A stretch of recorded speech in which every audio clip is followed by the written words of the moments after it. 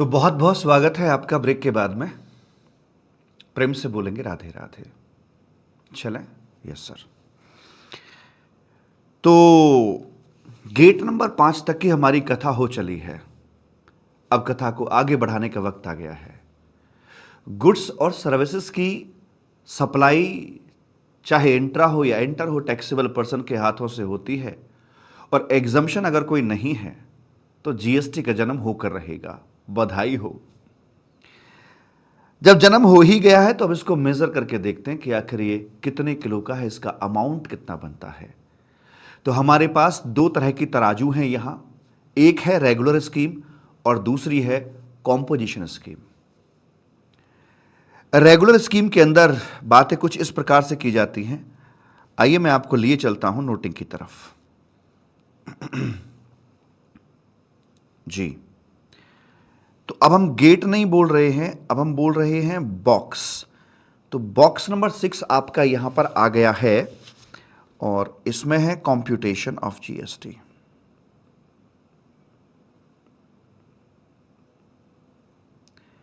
Invoice तो आप सबने देखा ही होगा। उसके अंदर हम देखते हैं कि एक वैल्यू लिखी होती है हमारी यहां पर,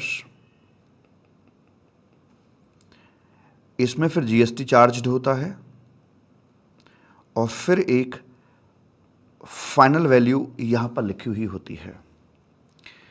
हमारी ये जो वैल्यू है इसे बोलते हैं ट्रांजैक्शन वैल्यू, और ट्रांजैक्शन वैल्यू रूपी कन्या ही बन जाती है असेसेबल वैल्यू। असेस करना, वो वाली वैल्यू जिसके ओवर एंड अबव जीएसटी आपका चार्ज किया जाता है। जैसे सॉफ्टी के ऊपर चेरी रखते हैं, ऐसे इसके ऊपर ताज पहनाया जाता है जीएसटी का। ठीक, और यही है वैल्यू एक्सक्लूसिव ऑफ जीएसटी के नाम से भी इसे हम जानते हैं। वैसे करके मालिक, ये अपना जीएसटी है ही है, इसमें कुछ बोलने की आवश्यकता नहीं है।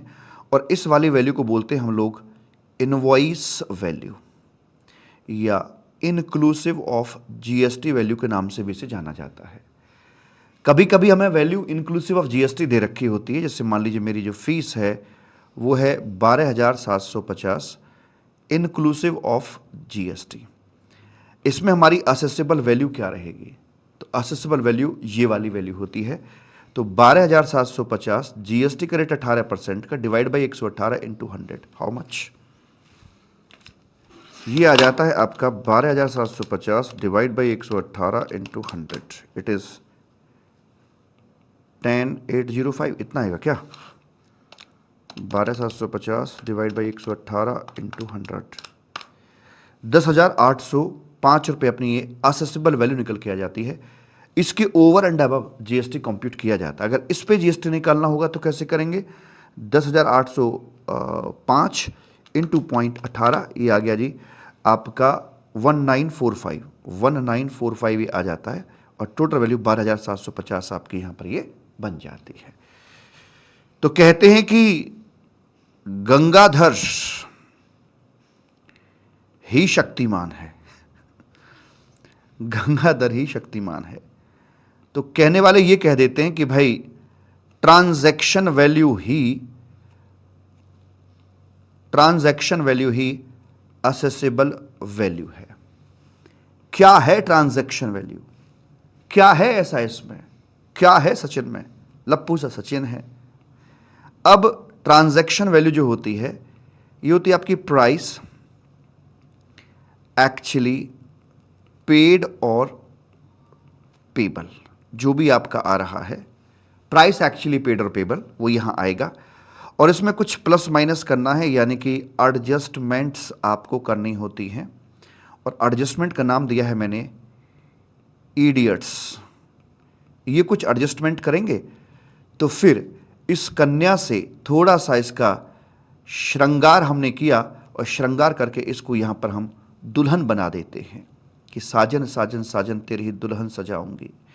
इसको दुल्हन यहाँ पर बना देते हैं और इसी का नाम है असेसेबल वैल्यू। तो कन्या ही दुल्हन है, उसी को दुल्हन बनाया जाता है। ऐसे ही ट्रांजैक्शन वैल्यू को हम दुल्हन का रूप देकर चलते हैं। ठीक, अब वो जो एडजस्टमेंट है ये किस प्रकार से कैसे कैसे करी जानी है? तो सबसे पहले चूंकि इसमें इडियट्स के अंदर आपका आई आता है, आई का मतलब होता है इंसिडेंटल एक्सपेंसेस जो आपके होते हैं, या फिर इनको हम एसोसिएटेड एक्सपेंसेस के नाम से भी बुला सकते हैं, या आप इसे कनेक्टेड एक्सपेंसेस के नाम से भी बुला सकते हैं।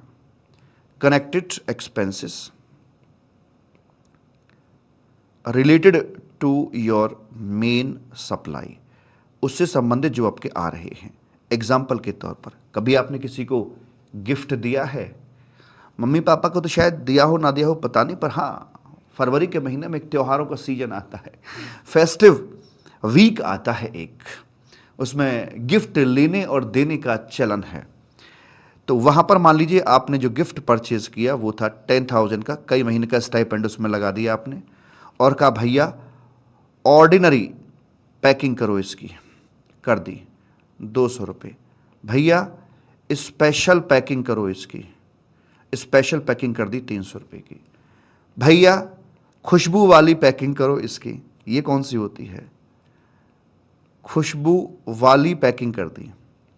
हमारे टाइम मतलब 2-4 साल पहले तुम्हारी एज से आर्चीज का कार्ड चलता था, वो बड़ा ही मतलब एक वैल्यूएबल चीज़ समझी जाती थी, और साथ में कीरिंग हुआ करता था, और उसमें ये खुशबू वाली पैकिंग और ये वो फलाना ढिमका ये सब उसमें लगा रहता था। ये हो गया। और मोबाइल का चलन थोड़ा सा कम था, तो एक डिलीवरी बॉय पकड़ते थे, एक हैंडलर जो इसको हैंडल करके वहाँ तक पहुँचाता था, डिलीवरी करता था इस गिफ्ट की। तो 200 रुपये उसको दिए हमने। हमारा सवाल यही है कि असेसेबल वैल्यू कितनी बनेगी? तो जितने भी खर्चे आपको दिखाई दे रहे हैं ये सारे के सारे कनेक्टेड या फिर एसोसिएटेड एक्सपेंसेस हैं with the main supply of goods. तो ये सारे के सारे यहां पर ऐड किए जाएंगे। 500 ये हो गए, 600 हो गए, 1100, तो 11,100 यहां पर आपकी वैल्यू बन जाती है। सर आपने ये कैसे मान लिया ये वैल्यू एक्सक्लूसिव ऑफ जीएसटी थी? देखिए, या तो बता रखा होगा, नहीं बता रखा होता है तो आप एज्यूम कुछ भी कर सकते हैं, पर मैं तो एज्यूम किया कि भाई एक्सक्लूसिव ऑफ जीएसटी है, ऐसे करके। ठीक, अच्छा जी। आई डी आएगा इडियट्स के अंदर। डी फॉर आता है आपका डिस्काउंट मालिक। ठीक है, हाँ सर ठीक है जी। तो यहां पर क्या किया हमने, मान लीजिए जैसे कि आपका IDT, इसकी फीस 12,750 प्लस डायरेक्ट टैक्स, इसकी फीस 12,750, और यहां बना दिया इनका कॉम्बो, और कॉम्बो में हमने दे दिया डिस्काउंट। तो 12,750 12,750 कितना हो गया? 24, 25, 25,500, 25,500 में से 2,000 रुपये का डिस्काउंट देकर कॉम्बो प्राइस इसका सेट कर दिया भैया जी 23,500 रुपये। ठीक, अब जीएसटी कैसे यहां पे लगाया जाएगा? तो भैया जी वैल्यू आ गई अपनी यहां पर आकर 25,500, और माइनस करेंगे इसमें से डिस्काउंट, 2,000 रुपये का डिस्काउंट गया, 23,500 अपना ही आ जाता है। पर चूंकि सर ये तो 12,750 आपने जो वैल्यू पकड़ रखी थी इनक्लूसिव थी। अब देखिए इंक्लूसिव एक्सक्लूसिव वो एक अलग मैटर है, वो कोई बड़ी बात नहीं, वो मैंने आपको पहले करके दिखा दिया कि प्राइस आपको एक्सक्लूसिव ऑफ जीएसटी दे रखे हैं तो अकॉर्डिंगली कर देंगे, इंक्लूसिव ऑफ जीएसटी है तो डिवाइड बाई 118 कर देंगे, इतनी सी बात है। तो अगर ये इंक्लूसिव है तो फिर जीएसटी कितना निकलेगा या असेसेबल वैल्यू कितनी निकलेगी, निकाल लो।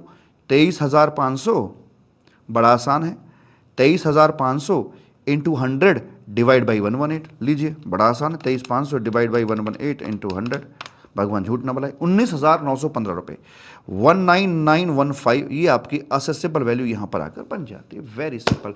तो डिस्काउंट चाहे किसी भी नाम से दिया जा रहा हो, कैश डिस्काउंट हो, बल्क डिस्काउंट हो, ट्रेड डिस्काउंट हो, पत्नी का बर्थडे उसका डिस्काउंट है, मेरा बर्थडे उसका डिस्काउंट है, डॉगी का बर्थडे उसका डिस्काउंट है, एसटीसी हो, 15 अगस्त हो, 26 जनवरी हो, संडे डिस्काउंट हो, मंडे डिस्काउंट हो, दिवाली डिस्काउंट हो, होली डिस्काउंट हो, दशहरा डिस्काउंट हो, ईद डिस्काउंट हो, किसी भी नाम से डिस्काउंट हो, डिस्काउंट होता है, प्राइस में कटौती होती है। और वैसे भी मुझे डिस्काउंट को अलग से बोलने की जरूरत नहीं है, क्योंकि जो इनिशियल वर्डिंग्स है प्राइस एक्चुअली पेड और पेबल, एक्चुअली में डिस्काउंट ऑटोमेटिकली एक्सक्लूड हो जाता है।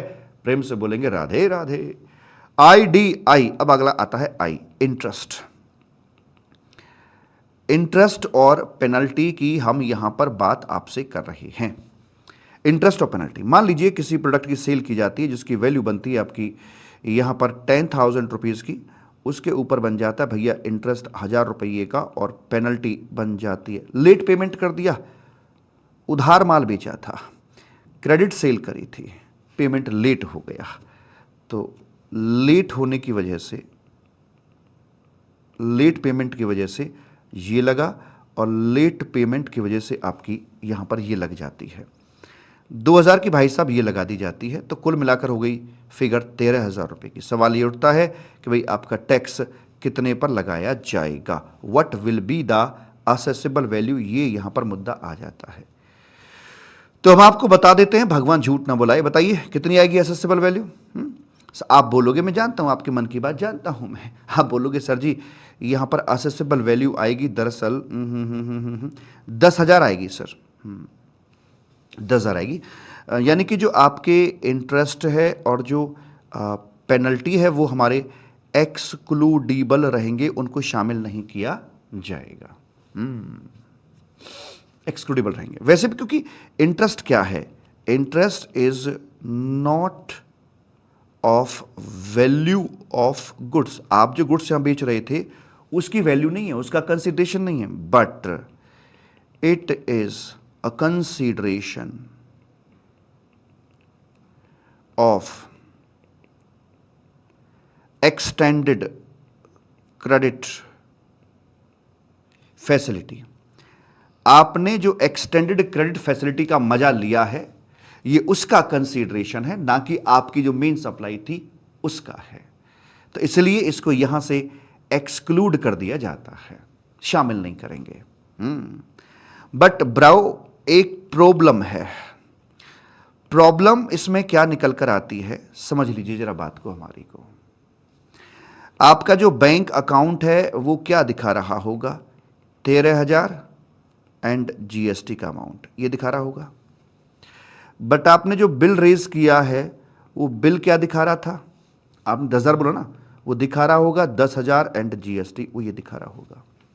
तो आपके ऊपर यहां पर एक लांछन एलिगेशन है, आपके ऊपर लांछन लगने वाला है।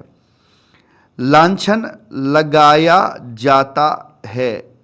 क्या लांछन लगाया जाता है कि भाई आपने की है यहां पर अंडर इनवॉइसिंग, आपने कम टैक्स पे किया है, अंडर इनवॉइसिंग है। क्यों? क्योंकि आपके प्रोडक्ट की वैल्यू इतनी थी। मतलब ऑफिसर ट्रीट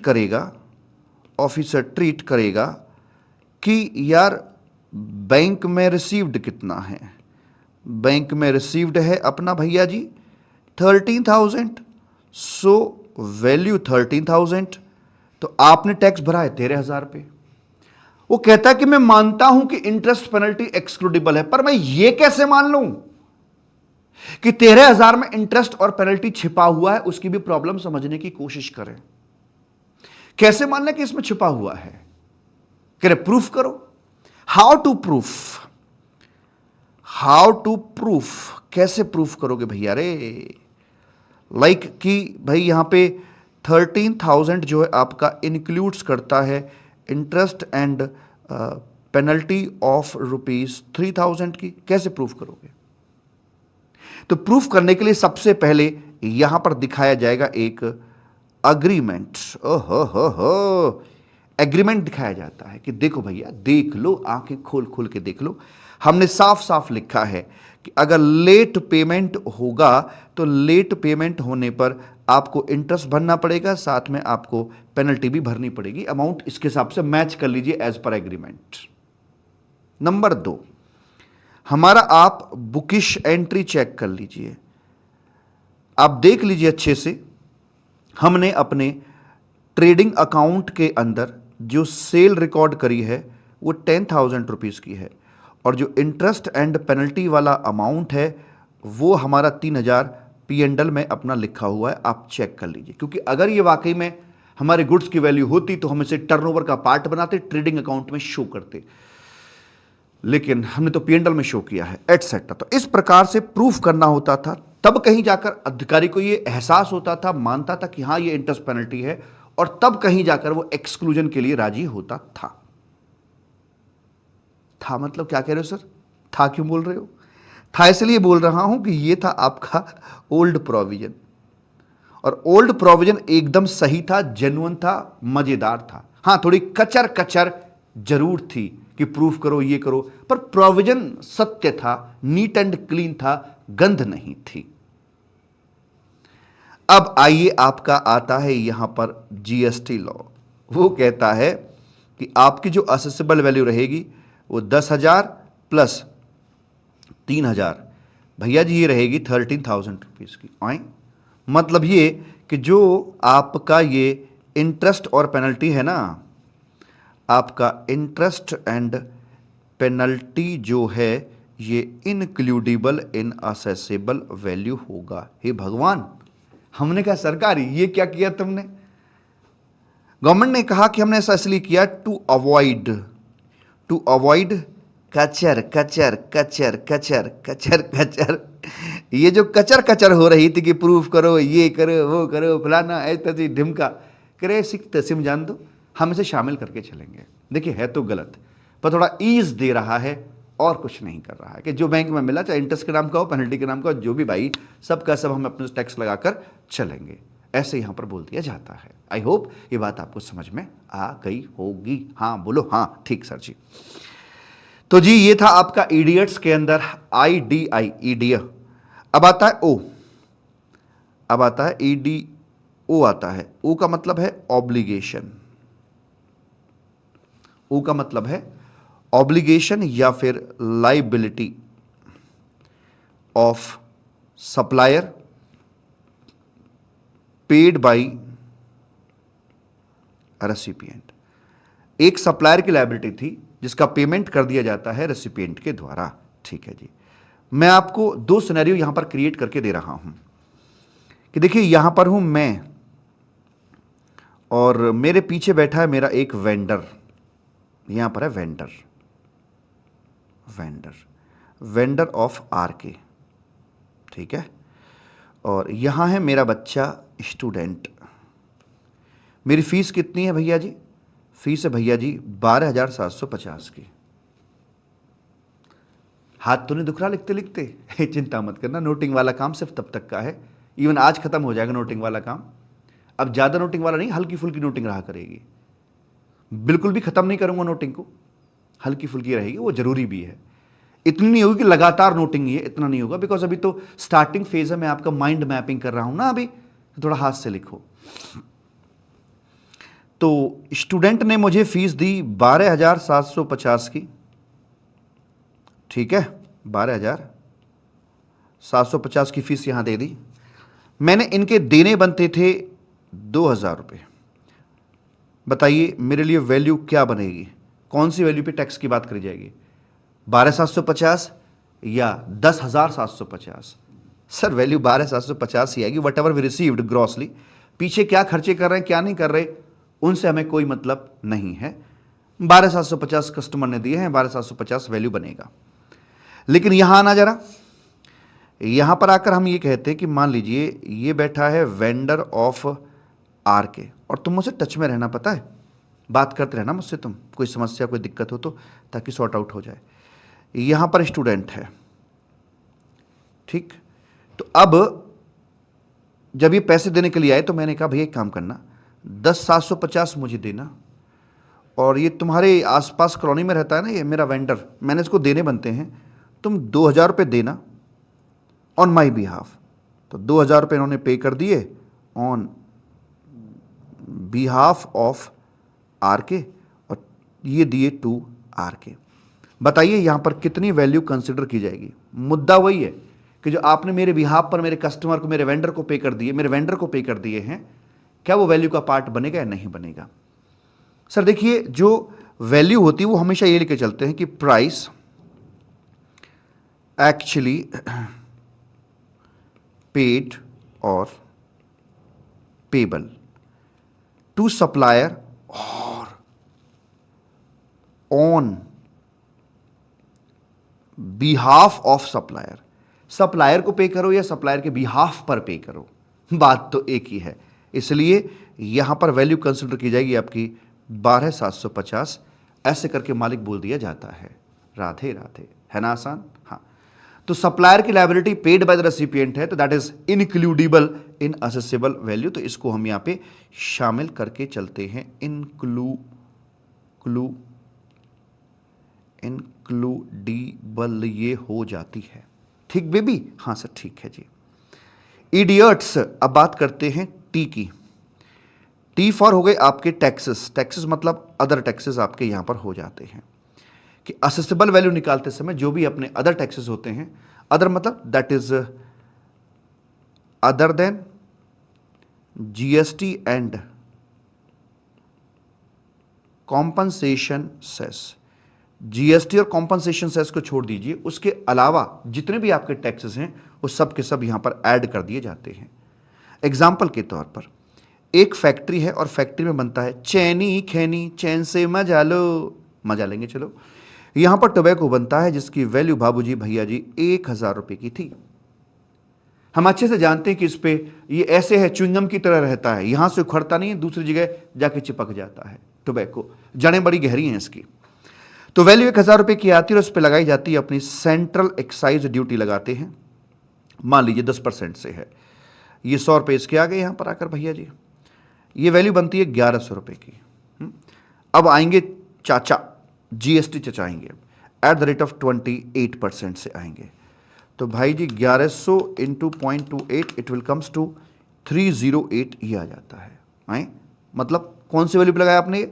देखिए लगना चाहिए था 1,000 रुपये, पर एज पर लॉ लग रहा है यहां पर ये 1,100 रुपये पर, जो कि निहायत ही गलत है। हम इसकी कड़ी निंदा करते हैं। इससे ऊपर हम कुछ और कर भी नहीं सकते, बस निंदा ही कर सकते हैं इसकी, हम क्रिटिसाइज कर सकते हैं इसको। और यहां पर मुझे गाना याद आ रहा है, जाने कहां गए वो दिन। अब ये मत कहना अरे सर कौन सी लाइन में आ गए, ये तो क्या शानदार गाते हो आप, ऐसा कॉम्प्लीमेंट देना।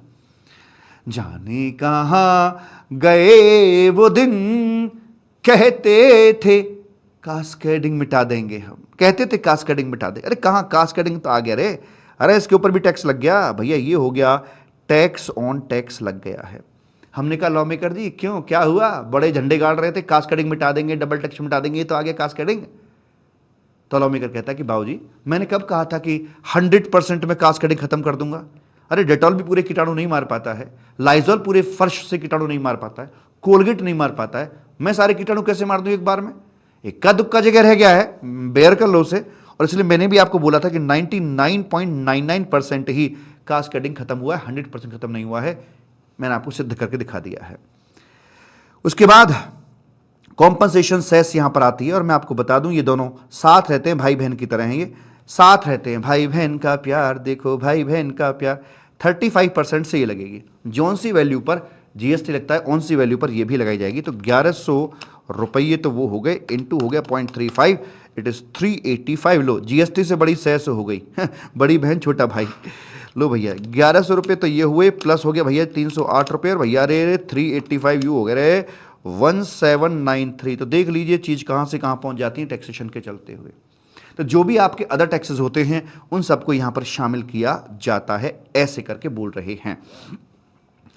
उसके बाद मालिक यहां पर एक चीज और आपको बता दें, जैसे मान लीजिए हम इंडिया के बाहर से गुड्स इंपोर्ट करते तो पहला टप्पा ये पोर्ट पर आकर खाता है यहां, ठीक। यहां पर भैया जी इसकी वैल्यू हमने निकाल दी, वैल्यू आ गई सपोज करो 1,000 रुपये की। सबसे पहले इस पर इंपोर्ट ड्यूटी लगाई जाती है, क्योंकि आईजीएसटी तो जोरू का गुलाम है, घर जमाई है, जैसे ये करेगी वैसे वो करेगा, ये जीभ निकालेगी वो भी जीभ निकालेगा समझ में आ गई बात? हाँ जी। तो ये लग गई अपनी 10% से, तो ये आ जाता है 100 रुपये, 1,100 रुपये की बात हो गई। अब आएगा यहाँ पर आईजीएसटी आएगा, क्या कौन सी वैल्यू पर निकलेगा? तो लिखा हुआ है कि भाई जितने भी टैक्सेस हैं आपके जीएसटी एंड कॉम्पनसेशन सेस को छोड़कर सबके को जोड़ने के बाद जो वैल्यू आती है उस पर लगा के चलेंगे। तो ये आएगा 28% से मान लीजिए है, और ऑन आ जाएगा 1,100 रुपये के ऊपर। तो 1,100 भैया जी into 0.28 it will comes to 308। तो लीजिए आपका सारा सामान तैयार है, ऐसे करके चलेंगे। आई होप ये बात आपको समझ में आ गई होगी कि जीएसटी और कॉम्पनसेशन सेस को छोड़कर सारे के सारे टैक्सेस को शामिल किया जाता है, ऐसे करके मालिक बोल रहे हैं। इडियट्स टी हो गया। अब आता है एस करके आता, एस करके आता है। तो एक एग्जांपल यहां पे रख के चलते हैं, ये है अपना SRF मालिक, ठीक है, SRF Shriram fertiliser, Shri Radhe Shri Radhe Shri Radhe. Shriram fertilisers आपका ये यहां पर आ जाता है। और भैया जी यहां से आगे जब हम बात करते हैं तो यहां है फार्मर्स, प्यारे प्यारे फार्मर, और यहाँ से खाद फर्टिलाइज़र बेचा जाता है। वैल्यू ऑफ फर्टिलाइज़र यहाँ पर आ गई है आपकी, मान लीजिए 1000 रुपये की। किसानों ने कहा सरकार क्या करवा रखा, मरवाओगे क्या इतना महंगा। गवर्नमेंट ने एसआरएफ से कहा भाई कॉस्ट कटिंग करो, कुछ तो कम करो भाई, ज़्यादा महंगा हो रहा है। एसआरएफ ने कहा बाबूजी पड़ता नहीं खाता है, कम नहीं कर सकते। तो गवर्नमेंट यहाँ बीच में आकर कूद पड़ी और गवर्नमेंट ने कहा क्या, गवर्नमेंट ने कहा कि भाई काम करते हैं, हम तुम्हें देते हैं 300 रुपये, तुम 300 रुपये कम लेना हमारे किसान आदमी से। इसी आर्थिक मदद को सब्सिडी के नाम से जाना जाता है। ठीक, इन्होंने कहा ठीक है जी। तो यहाँ से इन्होंने सब्सिडी का जो अमाउंट था वो कम कर दिया और 700 रुपये आ गए, 300 रुपये कम किए और भैया जी यहाँ पर आकर ये 700 का प्राइसिंग आ जाती है जो कस्टमर से चार्ज किया जाना है। मेरा प्रश्न ये है जीएसटी कौन सी वैल्यू पर आएगा, 700 पे आएगा या 1000 पे आएगा? मैं बताऊं आप क्या बोलोगे, 700 पे आएगा। झंडू, जीएसटी आना ही क्यों चाहिए यहाँ पे? मेरे हिसाब से तो जीएसटी ही नहीं आना चाहिए। क्यों? वो इसलिए, अरे एक तरफ तो आप मदद कर रहे हो प्राइस कट करने के लिए, दूसरी तरफ आप उस पर टैक्स भी चार्ज कर रहे हो। अगर तुमने यही करना तो फिर सब्सिडी काय को दी, और सब्सिडी दे रहे हो, प्राइस कम कर रहे हो, तो फिर जीएसटी काय को चार्ज कर रहे हो? तो बोलो जीएसटी चार्ज नहीं होना चाहिए, बोलो ना। हाँ सर ठीक है, जीएसटी चार्ज नहीं होना चाहिए, बिल्कुल ठीक बात है। तो हम यहाँ जीएसटी चार्ज नहीं करते हैं, हम यहाँ कर देते हैं निल, हम कर देते हैं निल और किसान से आएंगे 700 रुपये। लेकिन ठहरो, ये शादी नहीं हो सकती है। मतलब देखिए, हमने यहाँ जीएसटी नाम की जो बिल्ली थी, इस बिल्ली को यहाँ से हटा दिया, इस बिल्ली को हटा दिया। अब जैसे बिल्ली हटेगी, आगे से तो बिल्ली थी, पीछे तो ऊंट था, पीछे तो ऊंट था। कौन सा ऊंट? अरे भैया एसआरएफ ने ये बनाने के लिए कितने सारे input services, capital goods and all लिए होंगे। इन सब का आईटीसी क्या मिल पाएगा? क्योंकि आगे आउटपुट जीएसटी है ही नहीं, आगे आउटपुट जीएसटी आपका है ही नहीं, तो यहां भी आपको आईटीसी नहीं मिलेगा। तो मुझे खून दो, मैं तुम्हें आजादी दूंगा। If your outward supply is exempted then no ITC can be claimed. नहीं मिलेगा, तो आईटीसी नहीं मिलेगा, तो ये पार्ट ऑफ कॉस्ट हो जाएगा। वो तो बिल्ली थी, ये तो यहां पर ऊंट आ गया बाबूजी, कैमल। ये तो भैया जी यहां पर ऊंट की तरह आ गया है, इतना बड़ा, बिल्ली तो इतनी सी थी। इससे क्या होगा, पार्ट ऑफ द कॉस्ट बनेगा, तो कहीं ना कहीं ये इसकी वैल्यू को इनहांस करेगा, प्लस मारेगा, और आपका जीएसटी आगे से एग्जेम्प्ट करना और उल्टा पड़ेगा। ये 700 रुपये से हो सकता है कीमत 740 हो जाए, जो कि पीछे से हिट पड़ा हुआ है। तो एक कहावत है कि आगे से बिल्ली हटी नहीं, पीछे से ऊंट बबर रहा है। बाबूजी मेरा देश तरक्की कर रहा है। वाह वाह वाह वाह। बबर मतलब एंटर कर रहा है। आगे से बिल्ली हटी नहीं, पीछे से ऊंट बबर रहा है, हाइक कर रहा है कॉस्ट को। बाबूजी मेरा देश तरक्की कर रहा है। तो क्या करें भैया, अपनी बिल्ली को बनाए रखो, बिल्ली को बनाए रखो रे, बिल्ली को हटाओ मत, बिल्ली को बनाए रखो यहां पर। तो हमने कहा कि ठीक है बिल्ली को रखेंगे, लेकिन थोड़ा लोअर रेट से रखें तो ज़्यादा अच्छा रहेगा, 5%। हालांकि ये 5/12 होता रहता है, लेकिन 5% से यहाँ जीएसटी चार्ज किया जाएगा। कौन सी वैल्यू पर? ऑन 700 पे किया जाएगा। तो 35 रुपये आपके यहाँ पर ये आ जाएंगे, और इसके चलते हुए अब ये बनेगा आपका 735 का यहाँ पर बन जाएगा, ऐसे करके। और अगर आगे बिल्ली रहेगी तो पीछे से ऊंट नहीं आएगा और ये कॉस्ट का पार्ट नहीं बनेगा, और यहाँ पर आकर आपको ये आईटीसी भी अवेलेबल हो जाएगा। प्रेम से बोलेंगे राधे राधे। देखा मेरा कमाल? हाँ, दिमाग खोल के रखा करो। ये नहीं कि मैं जैसे तुम्हें मोल्ड करना चाहूँ तो वैसे मोम की तरह मुड़ जाओ, थोड़े सख्त बनो, सख्त। ठीक है जी, अब देख लेंगे। सख्त बनना है पर अड़ना नहीं है, इगोइस्टिक नहीं होना है। जहां गलती का एहसास हो तुरंत एक्सेप्ट करना चाहिए, यस, चाहे छोटा बच्चा ही सामने क्यों ना हो आपके। अड़ना नहीं चाहिए अगर आपको खुद रियलाइज हो गया मिस्टेक आपकी है तो यहां लोअर रेट से जीएसटी लगा देते हैं और सब्सिडी को एक्सक्लूड कर दिया जाता है। तो सब्सिडी की पहचान क्या है? देखिए सब्सिडी जो है, अगर वो गिवन टू सप्लायर है, अगर वो गिवन बाय गवर्नमेंट है, और eight the rate of unit linked है। यूनिट लिंक्ड मतलब हमारा जो प्रोडक्ट है, हमारा जो बेच रहे हैं, हमारी जो यूनिट है उससे संबंधित है। जैसे मान लीजिए अगर मैं क्लासेस बेच रहा हूं तो एक प्रोडक्ट का प्राइसिंग मेरे का 12,750 है, तो 2,000 रुपये की सब्सिडी पर प्रोडक्ट हो गई, पर प्रोडक्ट, ठीक है जी, वैसे करके। तो यूनिट का मतलब प्रोडक्ट से है यहां पर आपके से वो करके। तो अगर ऐसा कुछ है तो जो सब्सिडी है अपनी वो रहेगी एक्सक्लूडिबल। अदरवाइज अगर ऐसा नहीं है तो आपकी जो सब्सिडी है वो इनक्लूडिबल यहां पर रहेगी मेरे भूरा। प्रेम से बोलेंगे राधे राधे। ठीक साहब, ओके सर जी, कोनो दिक्कत वाली बात यहां पर नहीं है, दूर दूर तक भी शाबाश। तो यही था अपना फंडा इडियट्स को लेकर। सर अगर सब्सिडी नॉन गवर्नमेंट ने दी तो क्या हो जाएगा? अगर नॉन गवर्नमेंट देती तो वहां थोड़े बवाल हो जाते हैं। एक क्वेश्चन क्रिएट करते हैं, अगर नॉन गवर्नमेंट से मिली हुई सब्सिडी को भी एक्सक्लूड करते तो बवाल क्या पैदा होता? मान लीजिए यहां पर सप्लायर है और यहां पर रिलायंस इंडस्ट्रीज है, यहां से यहां की डील हुई थी 1,000 करोड़ रुपए की। तो ये क्या करेंगे? ये ट्रस्ट बनाएंगे, अपना ही ट्रस्ट बनाएंगे। 999 करोड़ यहां ट्रांसफर करेंगे, 999 करोड़ ये इसको दे देगा कि लो भैया रे, एक नॉन गवर्नमेंट ने आपको सब्सिडी दी है, और 1 करोड़ रुपया ये यहां पर दे देंगे। अगर सब्सिडी यहां पर भी एक्सक्लूडिबल रही तो यहां पर असेसेबल वैल्यू 1,000 करोड़ की बजाय सिर्फ 1 करोड़ रहेगी, जो कि बहुत बड़ा ब्लंडर यहां पर हो जाएगा, इसलिए हम ऐसा नहीं करेंगे। तो दैट इज नॉन गवर्नमेंट की जो सब्सिडी है वो शामिल रहेगी। तो इसका मतलब यहां पर दैट इज वैल्यू 1 करोड़ नहीं, यहां पर जो वैल्यू रहेगी अभी भी 1 करोड़ ये प्लस 999 करोड़ वो, ये वैल्यू रहेगी आपकी 1,000 करोड़ रुपए की यहां पर रखी जाएगी। राधे, ठीक समझ में आ गई बात? हाँ सर जी आ गई है, कोई दिक्कत वाली बात हमें तो बिल्कुल भी नहीं है। चलो जी, इडियट्स की चर्चा करने के बाद एक बात और आपसे पूछना चाहते हैं, भैया जी एक बात बताना जरा, यदा यदा ही धर्मस्य ग्लानि भवत भारत, जब जब धर्म की हानि होती है भगवान अवतार लेते हैं। जब जब आपकी जो गिवन वैल्यू है, ये जो कन्या है, ट्रांजैक्शन वैल्यू है, अगर ये अवेलेबल नहीं है, अगर ये अवेलेबल नहीं है और ये आपकी रिलायबल नहीं है, तो आप क्या करोगे? अगर अवेलेबल रिलायबल नहीं है तो हम चाहेंगे वैल्यूएशन रूल्स की तरफ। इंटरमीडिएट में वैल्यूएशन रूल्स सिलेबस का हिस्सा नहीं थे, अब आपको पढ़ने हैं। हम जाएंगे वैल्यूएशन रूल्स की तरफ। यहां पर हमारे पास रूल नंबर 27 से लेकर 35 तक के रूल्स आते हैं जो हमें हमारी वैल्यू से मिलाते हैं। एक कहानी याद आ गई है। एक लकड़हारा था, वुड कटर था, लकड़ियां काटता था। एक बार की बात है, नदी किनारे पेड़ पर बैठकर लकड़ियां काट रहा था। लकड़ियां काटते काटते अचानक से उसकी एक्स नदी में गिर जाती है। अबे एक्स मतलब ये वाली एक्स, दिमाग ही खराब रहता है हर समय।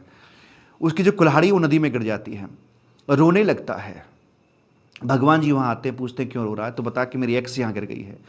भगवान जी नदी में डुबकी लगाते हैं और पहले वो सोने की कुल्हाड़ी लेकर आते हैं, सोने की एक्स लेकर आते हैं। पूछते हैं क्या ये तेरी है? कह रहे नहीं मेरी नहीं है। चांदी की लेकर, ये भी मेरी नहीं है। लोहे की लेकर आए, छाती पीट कर बोला हाँ हाँ हाँ यही मेरी है, यही मेरी है। तो उसे अपनी वाली एक्स चाहिए थी। हमारे जो वैल्यूएशन रूल्स हैं, जो हमारी ट्रांजैक्शन वैल्यू रूपी कन्या रिलायबल नहीं है या खो गई है, अवेलेबल नहीं है, उसको ढूंढेंगे, उसको फाइंड आउट करेंगे। ये ट्राई टू फाइंड आउट करेंगे हमारी ट्रांजैक्शन वैल्यू को। तो क्या ये हमें सोने की वैल्यू चाहिए कि बेबी डॉल में सोने की? नहीं। क्या चांदी की वैल्यू नहीं, हमें तो अपनी वाली चाहिए, लोहे की ही सही, अपनी वाली चाहिए। कि अगर तुम होती तो कैसी होती, अगर तुम भरोसे योग्य होती तो कैसी होती, या तुम अवेलेबल होती तो कैसी होती। वही वाली वैल्यू के आसपास के वैल्यू को ढूंढने की कोशिश करते हैं। लाइक कैसे कि भाई ओपन मार्केट वैल्यू ले लीजिए, या कोई कुछ मैथमेटिक्स के फॉर्मूले लगा के वैल्यू को कंप्यूट करना होगा। कुछ नहीं मिलेगा तो फिर अपना बेस्ट जजमेंट लगाएंगे, कुछ तो जोड़ घाट करेंगे। तो इस तरीके से वैल्यू को आइडेंटिफाई करने में ये रूल्स हमारी मदद करके चलेंगे। राधे राधे। इस प्रकार से आपका ये डिस्कशन यहां पर कंप्लीट हो जाता है। हम बात कर रहे थे बाबू मेरे यहां पर आकर वैल्यूएशन की, ठीक है? यस सर, हम बात कर रहे थे यहां पर आकर आपसे इसकी बात हमारी चल रही थी, यहां पर आकर ये वाली बात चल रही थी। हमने सारा कुछ पढ़ लिया है, इसे हम चैप्टर के साथ ही देख के चलेंगे। छोटे छोटे जो सप्लायर्स होते हैं उनके लिए होती है कॉम्पोजिशन स्कीम, एक अलग तरीके से टैक्स भरने का उन्हें एक अल्टरनेट ऑप्शन दिया जाता है। तो अच्छा लगे तो ठीक, नहीं तो कोई बात नहीं है, वैसे करके है। अब आता है अगला पॉइंट यहां पर, एनसीएम या आरसीएम। जीएसटी का अमाउंट तो हमने ढूंढ लिया, लेकिन उस अमाउंट को सरकार तक पहुंचाएगा कौन, यह चैलेंज है। भगवान कृष्ण को पिताजी लेकर गए थे यमुना पार करा के, इसे यमुना कौन पार कराएगा बे? तो कहते हैं नॉर्मली जो करता है सो भरता है, लेकिन यहां पर कभी कभी ऐसा भी हो जाता है जो करेगा सो भरेगा नहीं, बल्कि भरेगा कोई और ही। क्यों लगाते हैं आरसीएम? क्या स्ट्रक्चर है आरसीएम का? किसको फायदा किसको नुकसान होता है आरसीएम से? आइए एक स्टडी करके देखते हैं इसकी हम।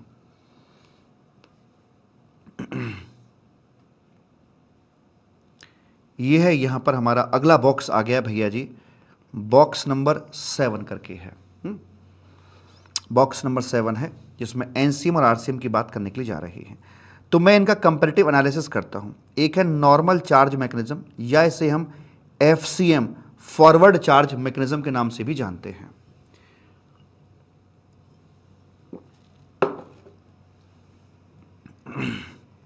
यहां है आरसीएम, ये सरकार है, सप्लायर है, रेसिपिएंट है। ठीक, जीएसटी इन्होंने यहां पर भरना है, जीएसटी की लायबिलिटी इनके ऊपर है। जब लायबिलिटी इनके ऊपर है तो इनके पास जीएसटी का कलेक्ट करने का राइट भी सरकार ने दिया है। मैं मान लेता हूं कि B2B ट्रांजैक्शन है, सामने वाली पार्टी रजिस्टर्ड है। अब यहां पर वैल्यू लिखी गई मेहरबानों 1 लाख रुपए की, इस पर जीएसटी चार्ज किया गया 18,000 रुपये का, 1,18,000 हो जाता है। 18,000 का जीएसटी इन्होंने यहाँ पे भर दिया, और इधर इन्होंने अपनी किताबों में, क्योंकि B2B ट्रांजैक्शन थी, 18,000 रुपये का आईटीसी क्लेम कर लिया है। मेरे 3 प्रश्नों के उत्तर दीजिएगा, तभी आपको पीने के लिए पानी मिलेगा, वरना नहीं मिलेगा।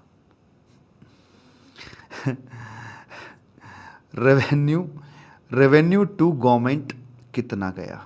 Net revenue, net cost to supplier कितनी है, और नेट कॉस्ट नहीं, net revenue, net revenue to supplier कितना है, और नेट कॉस्ट टू रेसिपिएंट कितनी है, वो बता दीजिए, वो बता दो। गवर्नमेंट का रेवेन्यू 18,000, सप्लायर का नेट आए थे 118, माइनस हो गए 18, बचता है इनके पास 1 लाख रुपया। 18 जीएसटी भर दिया। सामने वाली कॉस्ट, आउटफ्लो था उसका 1,18,000 रुपये का, आईटीसी मिल गया बंदे को 18,000 का, नेट कॉस्ट पड़ती है 1 लाख रुपए की। ठीक, अब इसी इलस्ट्रेशन को देखते हैं आरसीएम के अंदर आकर। यहां पर गवर्नमेंट है, ये सप्लायर है, ये रेसिपिएंट है। इस बार जीएसटी लायबिलिटी इनकी नहीं बन रही है। अगर नहीं बन रही है तो इन्हें जीएसटी को कलेक्ट करने का राइट भी नहीं दिया जाएगा। तो यानी कि ये लिखेंगे सिर्फ अपनी यहाँ पर वैल्यू 1 लाख रुपए की, जीएसटी के नाम पर होगा नील बटा सन्नाटा। 1 लाख रुपए की बात यहाँ पर हो जाती है। मैं यहाँ भी मानता हूँ इक्वल प्लेटफॉर्म दे रहे हैं, B2B ट्रांजैक्शन अपनी ये है। इस बार ये डायरेक्टली जीएसटी भर के आएंगे 18,000 रुपए का सरकार को। ठीक, आगे बढ़ने से पहले छोटी सी बात बता दूं मैं आपको। एक थंब रूल लिखना, आप लोग थंब रूल लिखवा रखे ना मैंने आपको फ्रंट पेज पे शुरू में ही। एक थंब रूल और लिखना, अंडर आरसीएम डबल एंट्री होगी एट रेसिपिएंट बुक्स। रेसिपिएंट की किताबों में डबल एंट्री होगी। डबल मतलब कैसे? नंबर 1, ये से यहां पर आकर आईटीसी बुक करेंगे, जैसे हमारे केस में 18,000 का। और नंबर 2, इसे पे ऑफ करेंगे इन कैश, वो भी 18,000। तो इफेक्ट वही न्यूट्रलाइज हो जाता है। B2B है ना, तो इफेक्ट तो न्यूट्रलाइज होगा ही होगा। मन में बात आती है सर पे करना हो कि समझ में आती बात आरसी में पे कर, लेकिन आईटीसी मिलेगा क्या? हाँ, आईटीसी मिलेगा। इसको भी समझाता हूं मैं आपको। देखिए, 2 चीजें होती हैं बाबू मेरे। इसे यहां जो होती है इसे बोलते हैं आउटवर्ड सप्लाई। इससे जो जन्म लेता है वो आउटपुट टैक्स कहा जाता है, आउटपुट जीएसटी कहा जाता है, जिसको मैं आगे चल के पे ऑफ करना होता है। इधर साइड में होती है इनवार्ड सप्लाई, यहां होती है इनवार्ड सप्लाई। यहां से जो जन्म लेता है उसे हम लोग इनपुट टैक्स के नाम से बुलाते हैं, और इनपुट टैक्स नाम की कली आगे चलकर आईटीसी इनपुट टैक्स क्रेडिट का फूल बन जाती है। ठीक, जैसे कि केले का पेड़ है, ये केले के पेड़ पर केला ही लग सकता है, आम नहीं, और आम के पेड़ पर आम ही लग सकता है, केला नहीं। केला नहीं, आम ही लग सकता है, केला नहीं। इसी तरह से आउटवर्ड सप्लाई कभी इनपुट टैक्स को जन्म नहीं दे सकती, और इनवार्ड सप्लाई कभी आउटपुट टैक्स को जन्म नहीं दे सकती। इनवार्ड सप्लाई है तो जो जन्म लेने वाला टैक्स होगा वो इनपुट टैक्स ही होगा, और आउटवर्ड सप्लाई से जो निकलेगा वो टैक्स आउटपुट टैक्स ही होगा, और इनपुट टैक्स ही आगे चलकर आईटीसी बनता है। आउटपुट टैक्स कभी भी आईटीसी नहीं बन सकता, क्योंकि नाम क्या है? इनपुट टैक्स का क्रेडिट्स, नाम में ही सब कुछ लिखा हुआ है। तो अब मुझे बताइए, ये जो 18,000 इसको पे करना पड़ रहा है, ये इसका कैसा टैक्स है? इनपुट टैक्स है कि आउटपुट टैक्स है? भैया इनवार्ड सप्लाई से निकला है, रेसिपिएंट के एंगल से बात कर रहे हैं, ये इसका इनपुट टैक्स है। इसलिए इस बंदे को यहां पर आईटीसी भी 18,000 का मिल जाएगा। डबल एंट्री होगी, पे भी कर रहे हैं, क्रेडिट भी ले रहे हैं, बात खत्म। दोनों काम ये खुद ही करेगा। पहले वाले केस में रेसिपिएंट सिर्फ आईटीसी बुक करता था और पेमेंट सरकार को सप्लायर करता था, लेकिन अब वो काम भी इसी को करना है। फर्क देखा जाए तो सिर्फ इतना पड़ा है कि पहले आईटीसी टप्पा खा के जाता था सप्लायर के यहां पर, अब डायरेक्ट रेसिपिएंट की पॉकेट से गवर्नमेंट के पास जा रहा है। इन्हीं तीनों प्रश्नों के उत्तर आप दीजिए, तभी आपको खाने के लिए खाना मिलेगा। ठीक है जी। रेवेन्यू टू गवर्नमेंट इस केस में, आरसीएम के केस में कितना है? सर गवर्नमेंट तो अभी भी मौज में ही है, 18,000 है। अच्छा, नेट रेवेन्यू टू सप्लायर कितना है? बेचारे के पास आया ही 1 लाख था, उसमें से कुछ देना नहीं है, वो 1 लाख का 1 लाख आ जाएगा। नेट कॉस्ट टू रेसिपिएंट क्या पड़ी है? जेब से गया 1 लाख दिया इसने टू सप्लायर को, 18,000 दिया इसने टू गवर्नमेंट को, 18,000 का ले लिया इसने बंदे ने आईटीसी। नेट कॉस्ट पड़ी इसकी 1 लाख रुपए की।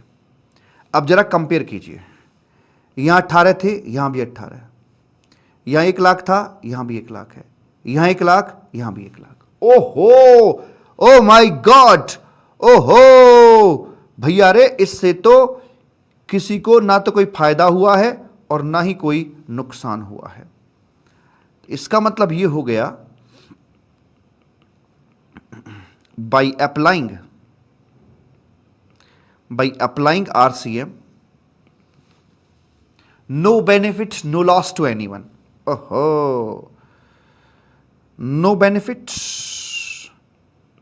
no loss to anyone. किसी की सेहत पर, किसी की भी सेहत पर, फाइनेंशियल हेल्थ पर कोई बहुत अच्छा या बहुत बुरा प्रभाव नहीं पड़ा है। अब यहां से दिमाग दूसरी साइड में घूम जाता है कि अगर कोई फर्क पड़ ही नहीं रहा तो फिर लायक आए को इसको वाई आरसीएम। अब यहां क्वेश्चन मार्क लग गया।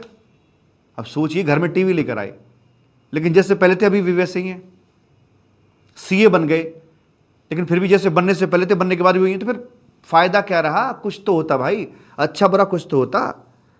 तो ऐसे में क्या किया जाए, तो हम बता देते हैं जैसे गदर एक प्रेम कथा है, ऐसे ही आरसीएम आगे लिखेंगे एक मजबूरी। आरसीएम एक मजबूरी है, शौक में नहीं लगाया, मजबूरी है। आरसीएम एक मजबूरी रही, आरसीएम रही एक मजबूरी, और कुछ भी नहीं मेरे बच्चा। कैसी मजबूरी है?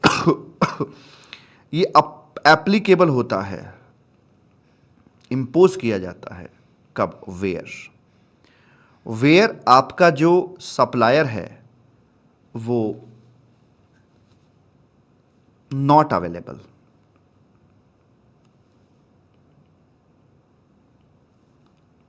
सप्लायर आपका अनकंट्रोल है, हमारे कंट्रोल में नहीं है। For example import of service, जब हम इंडिया के बाहर से कोई सर्विस इंपोर्ट कर रहे होते हैं तो सप्लायर हमारे कंट्रोल में नहीं होता, वो इंडिया के बाहर बैठा हुआ होता है। दूसरा, सप्लायर आपका अनट्रस्टेड है। For example goods transport agency, transporter लोग, सरकार का एक्सपीरियंस कहता है कि टैक्स नहीं भरते, चोरी करते हैं, इसलिए रेसिपिएंट को बोल दिया डायरेक्ट हमें दे जाइयो, ये हमें देगा नहीं, अगर तूने इसके हाथ में पकड़ा दिया तो अनट्रस्टेड है। अगला, सप्लायर मान लीजिए आपका अनऑर्गेनाइज्ड है,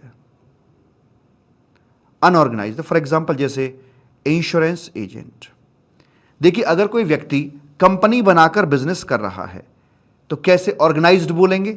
यस। अगर कोई व्यक्ति फर्म बनाकर काम कर रहा है तो क्या ऑर्गेनाइज्ड बोलेंगे? यस।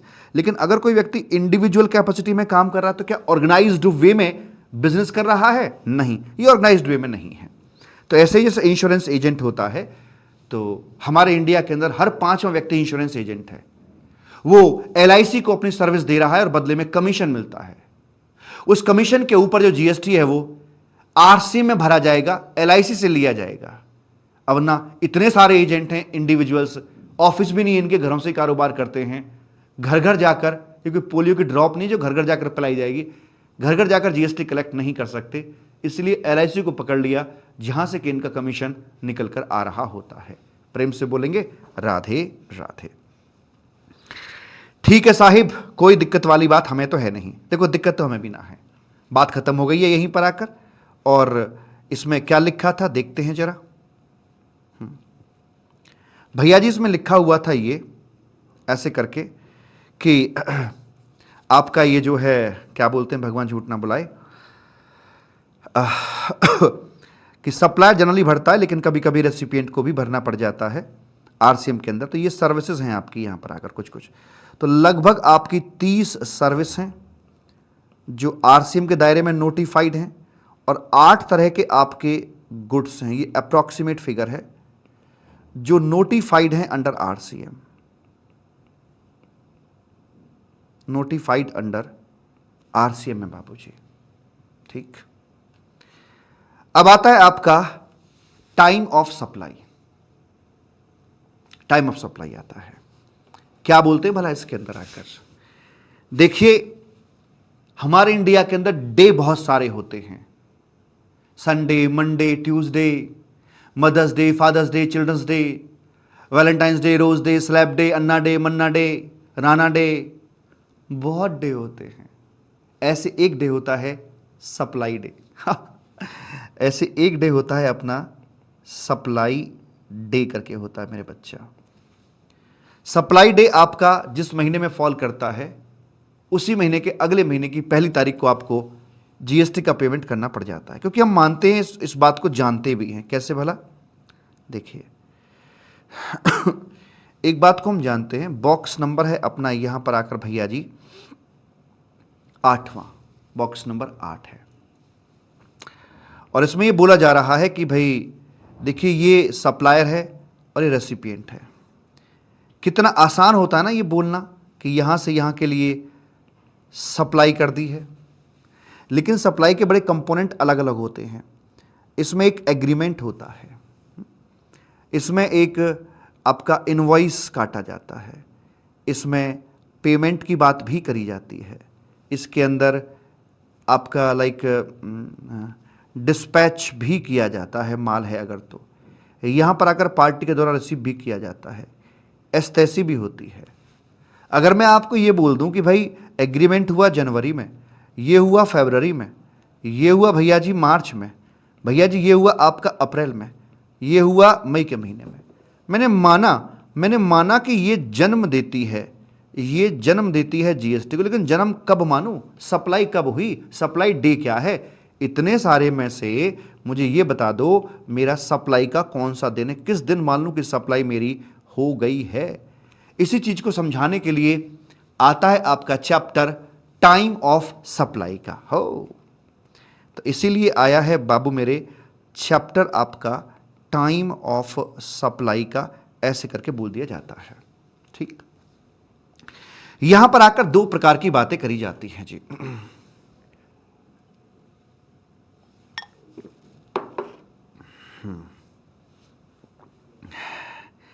भैया जी यहां पर आकर दो प्रकार की बातें करी जाती हैं। दो प्रकार की कौन कौन सी सर जी? देखिए, अगर आप सर्विस में डील कर रहे हैं तो क्या, आप गुड्स में डील कर रहे हैं तो क्या। सर्विस में डील करते हैं तो वेरी वेरी सिंपल,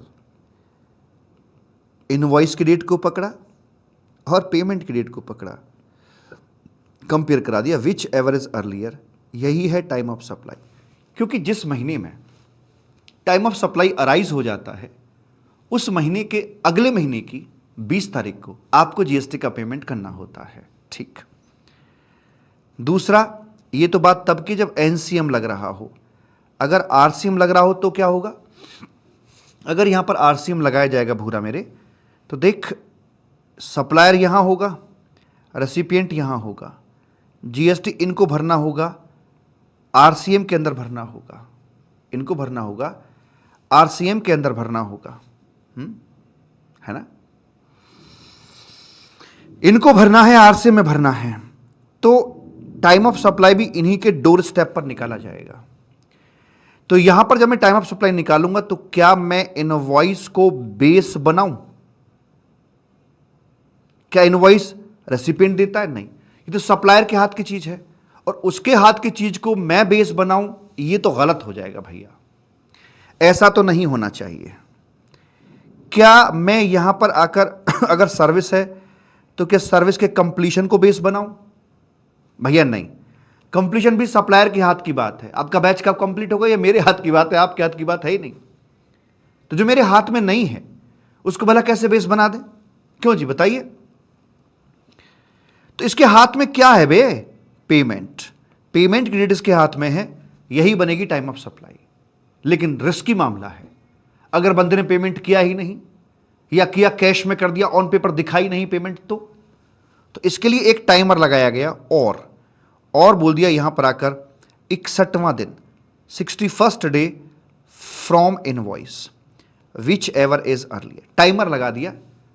अगर या तो 60 दिन के भीतर पेमेंट कर दिया तो पेमेंट डेट, 60 दिन में भी पेमेंट नहीं हुआ तो 61वें दिन ऑटोमेटिकली टाइम ऑफ सप्लाई निकल कर आ जाएगा, वैसे करके बोल देते हैं।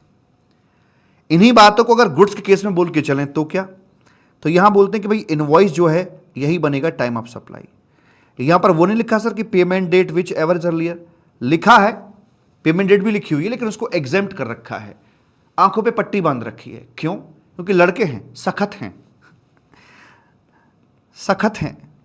पुराने समय के अंदर पेमेंट जब मिलता था सेंट्रल एक्साइज और वैट के समय पर, तो एडवांस पेमेंट मिलने पर पेमेंट के बेसिस पर टैक्स पेबल नहीं हुआ करते थे। जब तक बिलिंग ना हो जाए टैक्स पेबल नहीं होता था, चाहे वो आपका सेंट्रल एक्साइज हो, चाहे आपका वैट हो, चाहे आपका सीएसटी हो। उन लोगों को वैसे ही आदत पड़ी हुई थी, तो इसलिए आदत के चलते हुए ये आदत यहां से हटवा दी गई, एग्जेम्प्ट कर दिया गया। देख रहे हैं, सर्विस सेक्टर वालों को आदत है, सर्विस सेक्टर वालों को आदत थी थ्रेशोल्ड लिमिट बेस्ड रजिस्ट्रेशन की, तो उनके लिए वैसी बात हो गई। इनको आदत थी सिर्फ इनवॉइस बेस्ड पेमेंट से, तो इनके लिए सिर्फ यही यहां पे कर दिया गया मालिक। और अगर आरसीएम लगा तो सप्लायर यहां है, रेसिपिएंट यहां है, तो जीएसटी यहां भरना पड़ेगा भैया आरसीएम के अंदर, तो यही निकलेगा।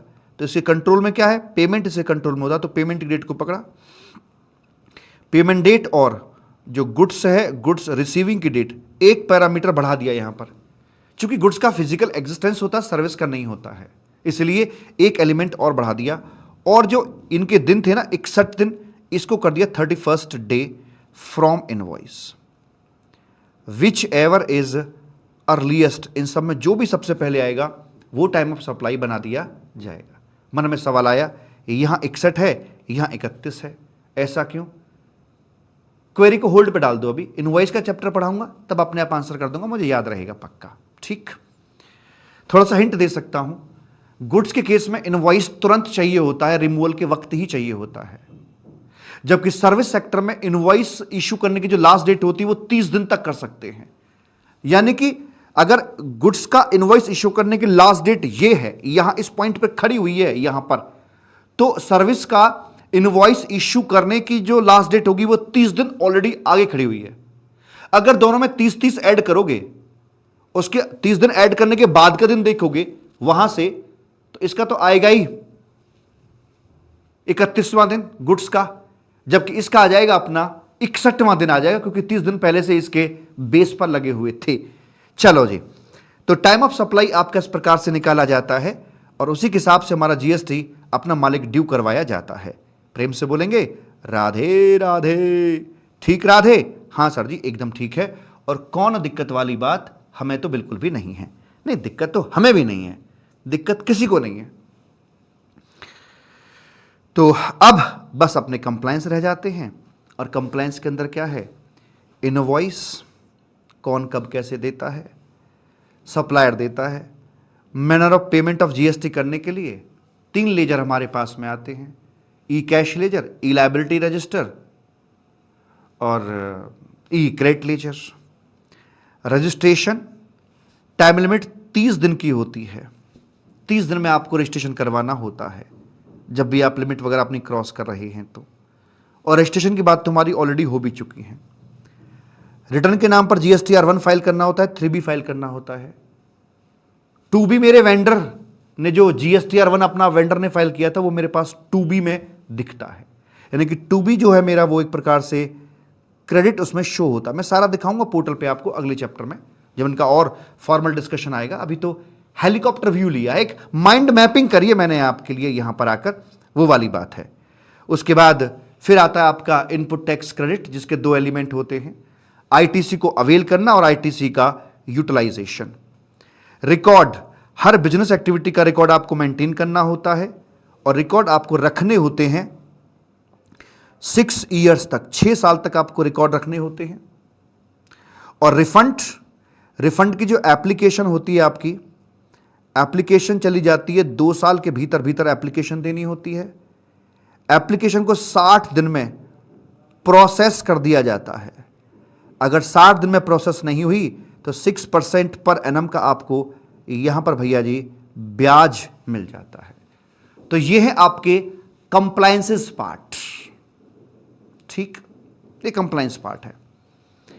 इतना सब होने के बाद फिर और कुछ बचता है सर? हाँ बचता है ना। इतना सब होने के बाद आपका बचेगा, और जो बचेगा वो कुछ ये वाले चैप्टर्स बचेंगे, जिसमें आपका आएगा assessment, advance ruling, audit, investigation, demand, recovery, appeal, penalties. ये आपके चैप्टर और बचते हैं। इनके लिए मैं आपको बनवाऊंगा, अभी नहीं, ये आपके वॉल्यूम 3 है बेसिकली जीएसटी का, वॉल्यूम 3। इनके लिए मैं बनवाऊंगा, आपको अलग से हाथ से लिखवाऊंगा 2 वॉल्यूम खत्म होने के बाद। जब 2 वॉल्यूम खत्म हो जाएंगे ना अपने, बाबा की बूटी 2.0 तैयार करवाऊंगा। पूरा माइंड मैपिंग करूंगा कि कहां क्या कैसे किस प्रकार से इंटरकनेक्शन एंड प्रोविजंस के अंदर, वो सारा थीम क्रिएट करने के बाद फिर 1 बाय 1 इन चीजों को हम पढ़कर चलेंगे मेरे भूरा। ठीक, यस सर। और इसी दौरान जब ये डिस्कशन चल रहा होगा तो मैं यहीं सोफे पर बैठाऊंगा आपके सामने एडिशनल कमिश्नर को, इन पर बेस्ड क्वेश्चंस के जवाब पाने के लिए। ऑडिट करते हो, इंस्पेक्शन करते हो, सर्च करते हो, रेट डालते हो, कब क्यों कैसे करते हो, पता कैसे लगता है, सोचते कैसे हो, काम कैसे करते हो, फाइलें कहाँ रखते हो, रेट के बाद सामान कहाँ जाता है, किताब कहाँ जाती है, कौन सा सॉफ्टवेयर है, करते कैसे हो, पकड़ कैसे लेते हो, सारी बातें उनका जो अपना प्रैक्टिकल एक्सपीरियंस है उसको यहां पर निकालेंगे। ठीक, यानी कि टेबल के उस पार की कहानी। तभी मैं बोलता हूं कि जीएसटी लेक्चर्स एट 360 डिग्री वो हम यहां पे अपना करके चलेंगे मालिक। ठीक, तो इस प्रकार से आपके जो बाबा की बूटी है, ये जो डिस्कशन है अपना मालिक, यहां पर आकर हो जाता है कंप्लीट। और अब हम आपको लिए चलते हैं एक सुनहरे से चैप्टर में, नाम है जिसका कॉन्स्टिट्यूशन। आप देख सकते हैं आपका यहां पर ये सारा कुछ कंप्लीट हो चुका है मेरे बच्चा, जिसमें good service supply, inter taxable person, exemption, computation कितना, NCM RCM, time of supply and compliances आपके यहां पर ये आ जाते हैं ऐसे करके। तो चलिए साहिब, मेहरबान, कदरदान, साहिबान, स्वागत स्वागत स्वागत है आपका इस चैप्टर में, कॉन्स्टिट्यूशन में। Let's go. Audio video fine? Yes sir. तो यहां पर आकर ये जो भारत के संविधान में क्या क्या चेंजेस आए थे just because of introduction of GST, वो हम यहां पर डिस्कस करने के लिए जा रहे हैं।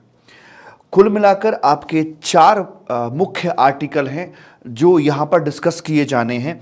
एक है आपका ये आर्टिकल नंबर 246 कैपिटल ए करके है, एक आएगा 269 कैपिटल ए करके, एक आएगा 279 कैपिटल ए करके, और एक आएगा आपका 366 करके। ये 4 महत्वपूर्ण आर्टिकल आपके साथ यहाँ डिस्कस किए जाने हैं। ठीक है जी, यहाँ तक की तो बात सर जी समझ में आ जाती है। उसके आगे का बताओ, आगे क्या बता रहे हैं, आगे भी बता रहे हैं, चिंता मत कीजिए। ये यहाँ पर आपका पेज खाली है, हाँ जी खाली है, तो आप इसको यूज़ कर लीजिए।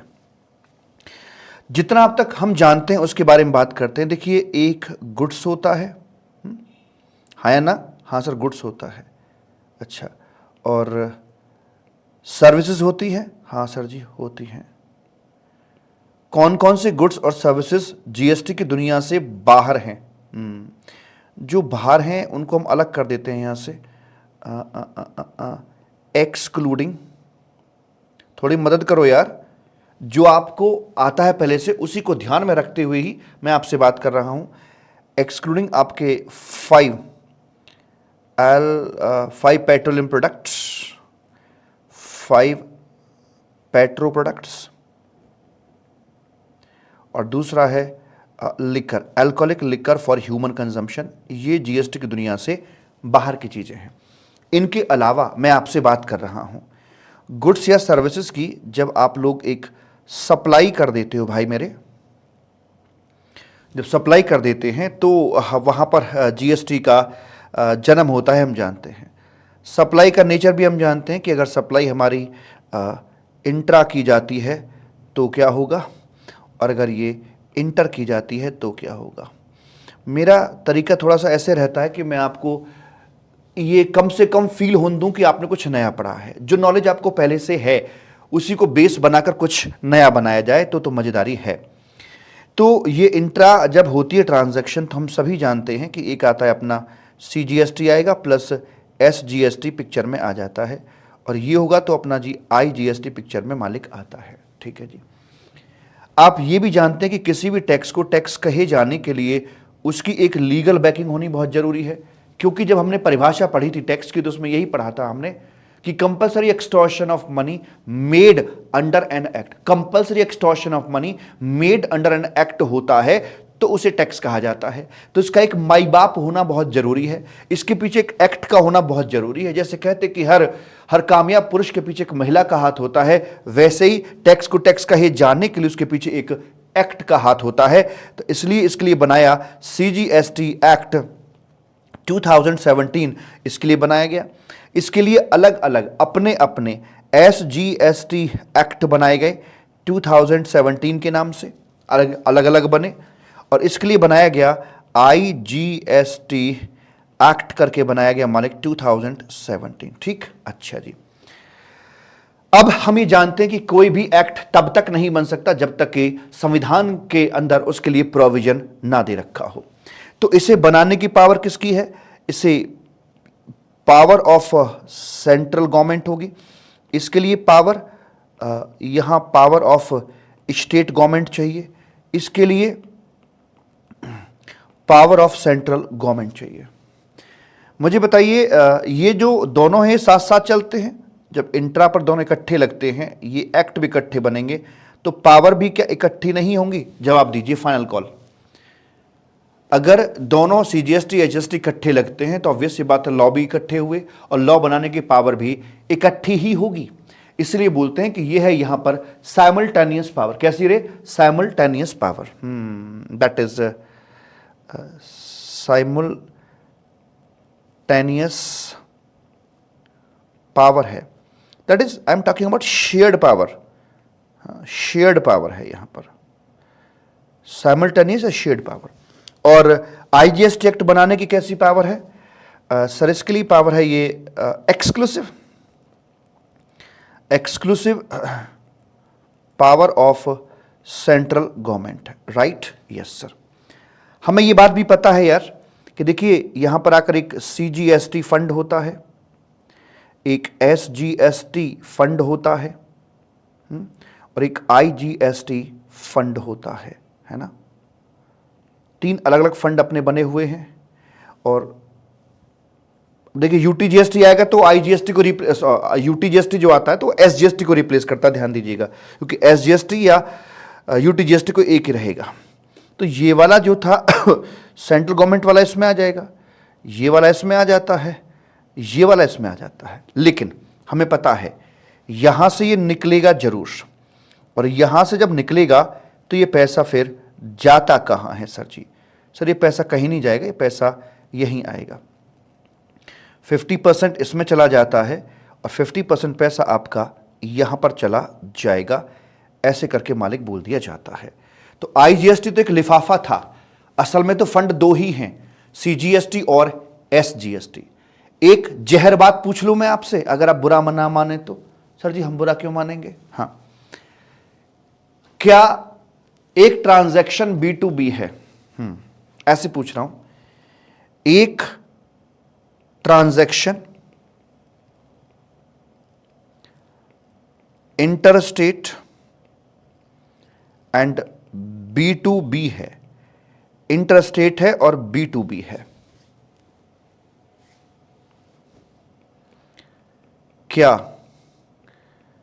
आईजीएसटी का बैटे वे आरा बंटवारा होगा? B2B इंटरस्टेट ट्रांजैक्शन थी, पैसा आईजीएसटी फंड में पहुंचता है, क्या अब आईजीएसटी का बंटवारा होगा? यस और नो?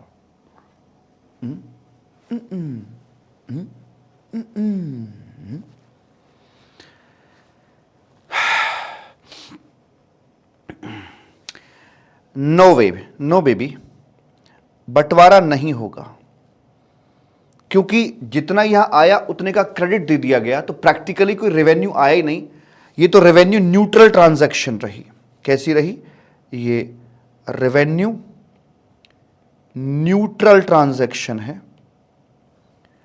जब रेवेन्यू न्यूट्रल ट्रांजैक्शन होगी तो उसमें कुछ रेवेन्यू आया ही नहीं, तो इसका बंटवारा रजनी नहीं होगा। ठीक, जो B2C ट्रांजैक्शंस होती हैं, जो असल में रेवेन्यू वाली ट्रांजैक्शन होगी, उसी के बंटवारे होंगे। ध्यान दीजिएगा, बड़ी जोरदार बात बताइए मैंने आपको। ये सब लिखा मिलेगा बीच बीच में, अगर कुछ ऐसी बातें बता रहा हूं सब लिखी मिलेंगी बातें। अच्छा जी, ये तो यहां पर आकर हो जाता है मालिक, बहुत अच्छी बात है, वेरी वेरी गुड है जी। और एक चीज और है मेरे सामने, यहां पर थोड़ा बताइएगा मुझे उसके बारे में। ये एक अगले पेज पर आएंगे तो एक छोटा सा एनालिसिस यहां पर दिया हुआ है। एक दरअसल शायद आपको पता है कि नहीं कि एक बहुत ही जहरीली बात मैं आपको बताऊंगा अभी, लेकिन थोड़ा सा पहले रीड कर लेते हैं जितना हमने पढ़ लिया उसके बारे में। देखना तो बाबू मेरे, ये जो है ना हमारा, ये जो था अपना excluding 5 petroleum product, liquor, liquor पर जीएसटी नहीं है। इसके पीछे रीजन है इसका आर्टिकल नंबर 366, इसके पीछे जिम्मेदार है आर्टिकल 366। 5 पेट्रोलियम प्रोडक्ट के पीछे जीएसटी नहीं है, इसके पीछे जिम्मेदार है आपका आर्टिकल नंबर 246 कैपिटल ए करके। अच्छा, ये जो आपने देखा साइमल्टेनियस पावर, शेयर्ड पावर, ये तमाम चर्चा दी हुई है आपकी all discussion given under article number 246 capital ए। और यहां के बाद ये जो बंटवारा हो रहा है, ये जो लाइन नीचे को जा रही है, ये आर्टिकल नंबर आपकी 269 कैपिटल ए में बात लिखी हुई है। दोनों को पढ़ के देखो, ये डायग्राम है। आर्टिकल 246 कैपिटल ए और 269 कैपिटल ए दोनों को पढ़ के देखते हैं क्या बोलते हैं। ये आ गया 246 कैपिटल ए, इंट्रा स्टेट सप्लाई। पार्लियामेंट यानी कि central government and the legislature of every state यानी कि state government have the power to make laws with respect to goods and services tax imposed by the union or by such state। मतलब central government और state government को इकट्ठी power, simultaneous power दी गई है intra state supply के respect में जो भी करस्पॉन्डिंग लॉ बनते हैं उनको बनाने की। आर्टिकल नंबर याद रखना होगा, याद मत रखना, मैं अपने आप करवा दूंगा। Inter state supplies, inter state, यहां पर लिखा मिलेगा कि अगर आप सेंट्रल गवर्नमेंट को एक्सक्लूसिव पावर है गुड्स एंड सर्विस टैक्स के रिस्पेक्ट में लॉ बनाने की in the course of inter state, जो आपकी इंटर स्टेट ट्रांजैक्शंस हैं उनके बारे में जो भी आईजीएसटी लगेगा उसके बारे में exclusive power with the central government है आईजीएसटी के। ठीक है जी। एक्सप्लेनेशन, ये आर्टिकल 246 कैपिटल ए की एक्सप्लेनेशन है, बोलता है in respect of 5 petroleum products, petroleum crude, high speed diesel, motor spirit commonly known as petrol, natural gas, aviation, ये petroleum crude, high speed diesel, motor spirit, natural gas and aviation turbine fuel, ये 5 ऐसे हैं जो भी आपके अभी तो नहीं, लेकिन हाँ जब जीएसटी काउंसिल इन्हें रिकमेंड करेगी तब से आपके सिलेबस का, मतलब तब से ये जीएसटी का हिस्सा बना दिए जाएंगे। एक मूवी आई थी बंधन, जैकी श्रॉफ एंड सलमान खान, जैकी श्रॉफ जीजा, सलमान खान साला। तो वहां पे एक डायलॉग बड़ी बार रिपीट होता है कि जो जीजा जी कहेंगे वो मैं करूंगा। तो यहां पर एक सेंट्रल गवर्नमेंट है और एक जीएसटी काउंसिल है, जीएसटी काउंसिल। तो यहां पर कहा जाता है कि जो काउंसिल बोलेगी वो हम करेंगे। यहां पर सलमान खान ये है, साले के रूप में ये है और जीजा के रूप में ये है, जो जीजा जी कहेंगे वो हम करेंगे। तो जीएसटी काउंसिल एक सर्वा बॉडी है, सुपर पावर है, जिस दिन वो बोलेगी उस दिन से इनके ऊपर जीएसटी लगना शुरू हो जाएगा, वैसे करके। ठीक, कोई दिक्कत नहीं सर जी। उसके बाद यहां पर आते हैं sharing of high GST. Goods and services tax on supply in the course of interstate trade or commerce shall be levied and collected by the government of India, and such tax shall be apportioned between the central government and the state in the manner as may be provided by the parliament। अरे पता है भैया, 50-50%, 50-50 course on the recommendation of the council. बार बार आपको लिखा मिलेगा on the recommendation of the council, जो जीजा जी कहेंगे वो हम करेंगे। इंटरनेशनल ट्रांजैक्शन को इंटरस्टेट बोला जाएगा, ये तो मैंने आपको शुरू की क्लास में ही बता दिया था। Supply of goods or service or both in the course of import into the territory of India shall be deemed to be the supply of goods or service in the course of interstate। International को भी interstate ही कहा जाएगा। आगे एक दूसरा point आ रहा है, ये वाला अभी लौट कर आ रहा हूं, कहीं जाइएगा मत, ये एनालिसिस सेकंड पॉइंट का ही है और ये अपने नोट्स यहां पर दिए हुए हैं, वही सारी बातें जो ऊपर पढ़ के आए हैं हम। और ये मैं आपको पहले ये पढ़ाता हूं, आर्टिकल नंबर 366 अपना जीएसटी की डेफिनेशन यहां पर दी हुई है। क्या है डेफिनेशन जीएसटी की? देखिए, ध्यान से देखना और समझने की कोशिश करना। Means any tax on supply of goods और सर्विस और both except taxes on the supply of alcoholic liquor for human. ओ भाई साहब, आप देख रहे हैं शराब को कहां से बाहर निकाला है। गुड्स या सर्विस की सप्लाई पर लगने वाले टैक्स को जीएसटी बोलेंगे, लेकिन एक्सेप्ट शराब। शराब को जीएसटी की डेफिनेशन से बाहर है शराब। अगर शराब को जीएसटी के दायरे में लेकर आना है तो first of all article 366 amend करना पड़ेगा। एग्रीड या? और तुम्हें क्या लगता है, क्या संविधान का आर्टिकल अमेंड करना इतनी आसान बात है? नहीं। इसीलिए मैंने कहा था कि शराब पर ना जीएसटी कभी था, ना है और ना कभी होगा। कम से कम जब तक हमारा जीवन है तब तक तो देखने को मिलता है नहीं। तो शराब पे लगा हुआ है कॉन्स्टिट्यूशनल ढक्कन, कॉन्स्टिट्यूशनल कैप, इस पे कभी ना आएगा।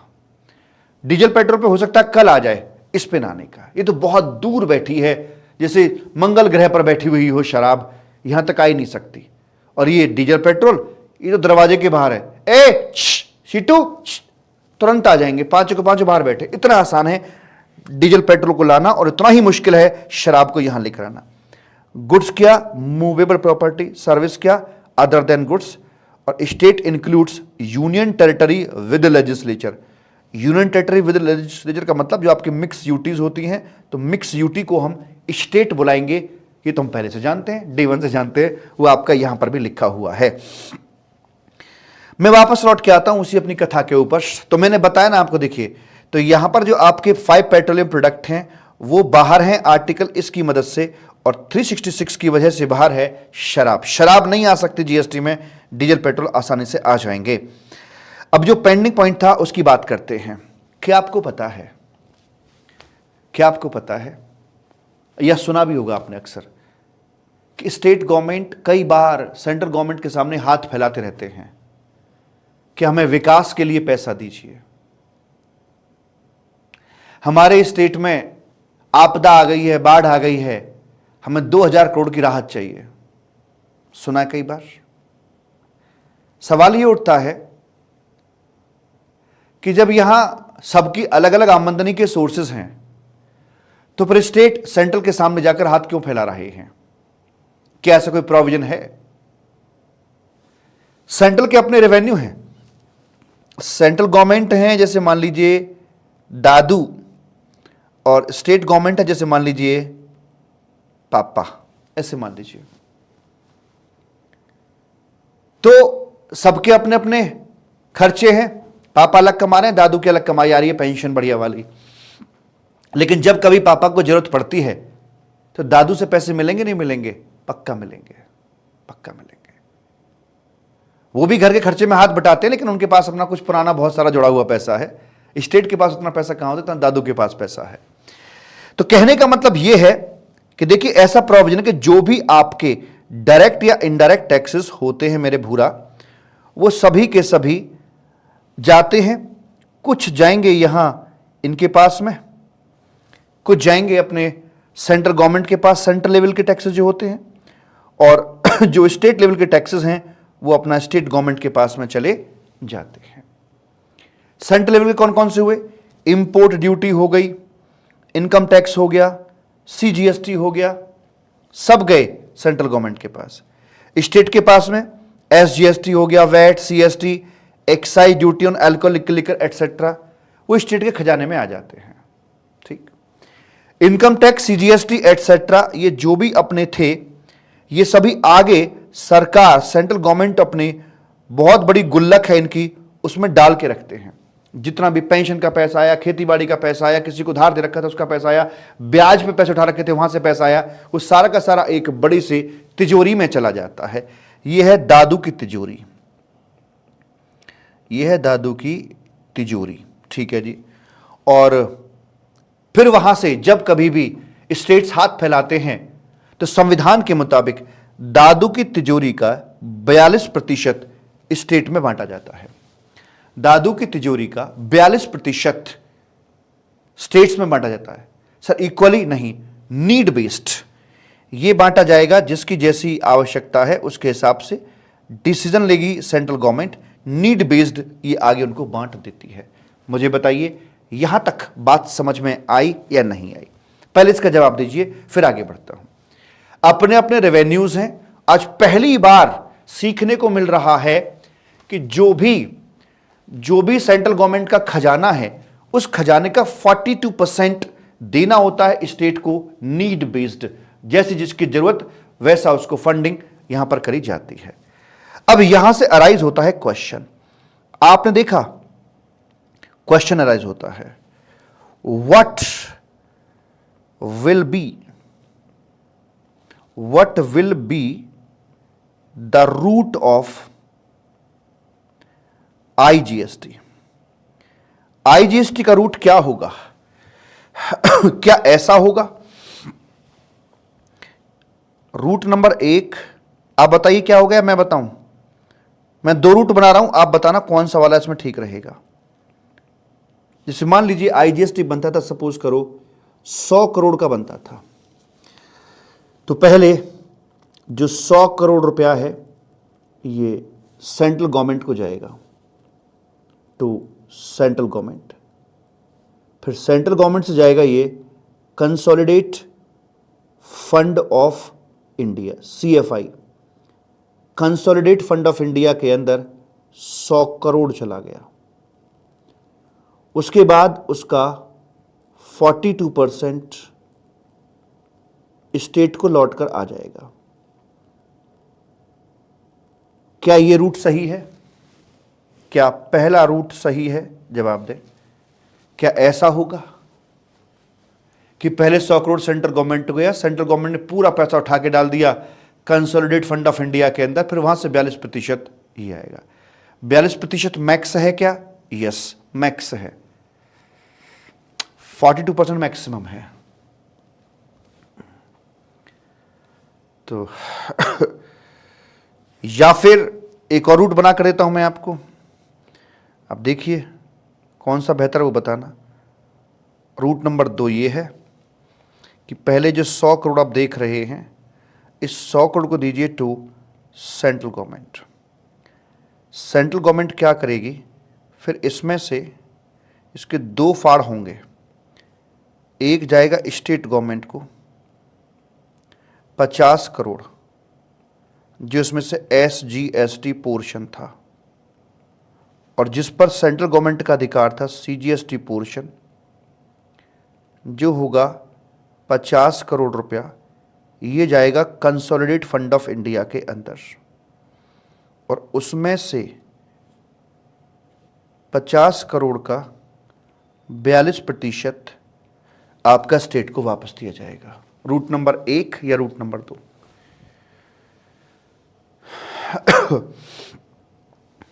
रूट नंबर 1 या रूट नंबर 2? क्या पूरा का पूरा 100 करोड़ ये दादू की तिजोरी में जाएगा क्या? पूरा का पूरा 100 करोड़? भाई साहब आप तो समझदार हो, आप तो IGST की हकीकत जानते हो ना, कि IGST कोई टैक्स तो है ही नहीं, ये तो लिफाफा था, अंदर तो CGST SGST हैं, तो आप SGST वाले पोर्शन को कैसे डाल सकते हो दादू की तिजोरी में? पप्पा की कमाई थी, इकट्ठी आई थी, तो पहले पप्पा का दो, उसके बाद दादू का दादू के में जाएगा, और दादू का जो शेयर उसमें से बटेगा। रूट नंबर 1 या route number 2? Sir route number 1 बिल्कुल भी ठीक नहीं है, ऐसे नहीं होगा, ऐसे नहीं होगा, बल्कि ऐसे होगा। Route number 2 is the correct route, right baby? Yes sir. वही यहां पे बताया गया है, क्या भला? The amount apportioned to state under clause 1, जो 50% है, that is SGST portion out of the IGST shall not form part of consolidate fund of India but shall be payable to the destination state directly. जो 50% component है SGST वाला, वो consolidate fund of India में नहीं जाएगा, वो तो जिसका बनता है हक उसको वहां पर दे दिया जाएगा। ऐसा ये मालिक यहां पर लिखा हुआ है। राधे राधे। अब आखिरी बात आपकी यहां पर आ रही है, सर ये क्या लिखा है नोट्स? नोट्स में छोटी मोटी बातें हैं। क्या बोलते हैं इसके अंदर आकर? बोलते हैं interstate transactions IGST levy and collection right power central government के एक्सक्लूसिवली है। IGST shared with destination state, ठीक है। Inter to be decided by the central government, इसके जो प्रोविजंस है वो सेक्शन 7 से लेकर 14 में दिए हुए हैं। और इंटरनेशनल ट्रांजैक्शन को इंटरस्टेट बुलाएंगे। सारी बात हो चुकी है हमारी ये वाली। आखिरी आर्टिकल है आपका 279 कैपिटल ए। गौरव कितने आर्टिकल हो गए? 246 कैपिटल ए, 269 कैपिटल ए, और एक आपका 366 हो गया है। लास्ट आर्टिकल आ रहा है। छोटी सी बात एक मन में आ रही है, वो डिस्कस कर लेता हूं। आपको याद है आपके पास एक आर्टिकल हुआ करता था, आर्टिकल 246 हुआ करता था, जिसके 3 लिस्ट हुआ करती थी, लिस्ट 1, लिस्ट 2, लिस्ट 3। हमने उसकी बिल्कुल चर्चा नहीं करी ना। Union list, state list, concurrent list, और जितने भी आपके टैक्सेस हैं सबकी पावर तो यहां दे रखी है 246 के अंदर। तो अब हमारे जीएसटी के अंदर नया आर्टिकल 246 कैपिटल ए क्यों बना, मैं बताऊं। ये जो अपना 246 था ना बाबू, इसमें ना सारे एक्सक्लूसिव पावर थी। यहां पर एक्सक्लूसिव पावर थी, सेंट्रल एक्साइज की एक्सक्लूसिव पावर सेंट्रल गवर्नमेंट को है, इनकम टैक्स की एक्सक्लूसिव पावर सेंट्रल गवर्नमेंट को है, वैट की एक्सक्लूसिव पावर इसको। तो इसमें सारी एक्सक्लूसिविलिटी की बात कर रखी थी टैक्सेशन लॉज को लेकर। लेकिन जो आपका जीएसटी है, कद्दू कटेगा दोनों में बटेगा, ये तो शेड की बात करता है यार। तो इसके लिए कोई सही फिटिंग नहीं हो रही थी यहां पर आकर, क्योंकि यूनियन लिस्ट सिर्फ सेंट्रल गवर्नमेंट को राइट दे रही थी लॉ बनाने का, सेकंड लिस्ट स्टेट को दे रही थी, थर्ड लिस्ट के अंदर कॉन्करेंट पावर होती है बट वो टैक्सेशन वगैरह के लिए इस्तेमाल नहीं की जाती है। वो तो लाइक फॉरेस्ट वगैरह, एनिमल्स, इन सब के उनके लिए इस्तेमाल करते हैं बेसिकली इसको। तो हमें चाहिए थी शेयर्ड पावर, दैट्स वाई हमने यहां पर एक नया आर्टिकल लॉन्च किया 246 कैपिटल ए, साथ में पूंछ बनाकर जोड़ा आर्टिकल 269 कैपिटल ए करके, और संविधान का एक डेफिनेशन वाला आर्टिकल 366, उसमें शराब को कॉन्स्टिट्यूशनल लॉक पहनाया, और अब फाइनली सर्वे सर्वा बॉडी आ गई है 279 कैपिटल ए करके। ठीक है जी सर, 42% क्यों है ये परसेंटेज? वो तो संविधान में डिसाइडेड है बाबू, 41 हो सकती थी, 42 हो सकती थी, इसके पीछे वैसा कोई कारण नहीं कि 42 ही क्यों है। एक तो चूज करते 40 होता है या 42 होता है, वो तो आपसे डिस्कशन में कभी रहा होगा, बहुत पुरानी लिमिट है 42 की, 42 की। ठीक जी, तो काउंसिल जो है, सबसे पहले मुझे बताइए इसका पूरा स्ट्रक्चरल पार्ट कैसा होता है जीएसटी काउंसिल। अच्छा है कौन, मेंबर कौन कौन होते हैं जीएसटी काउंसिल के, पहले वो देख लेते हैं। जीएसटी काउंसिल मेंबर, जीएस यार जब भी खोलने की कोशिश करते हैं खुलता ही नहीं है, कभी खोल के देख लो।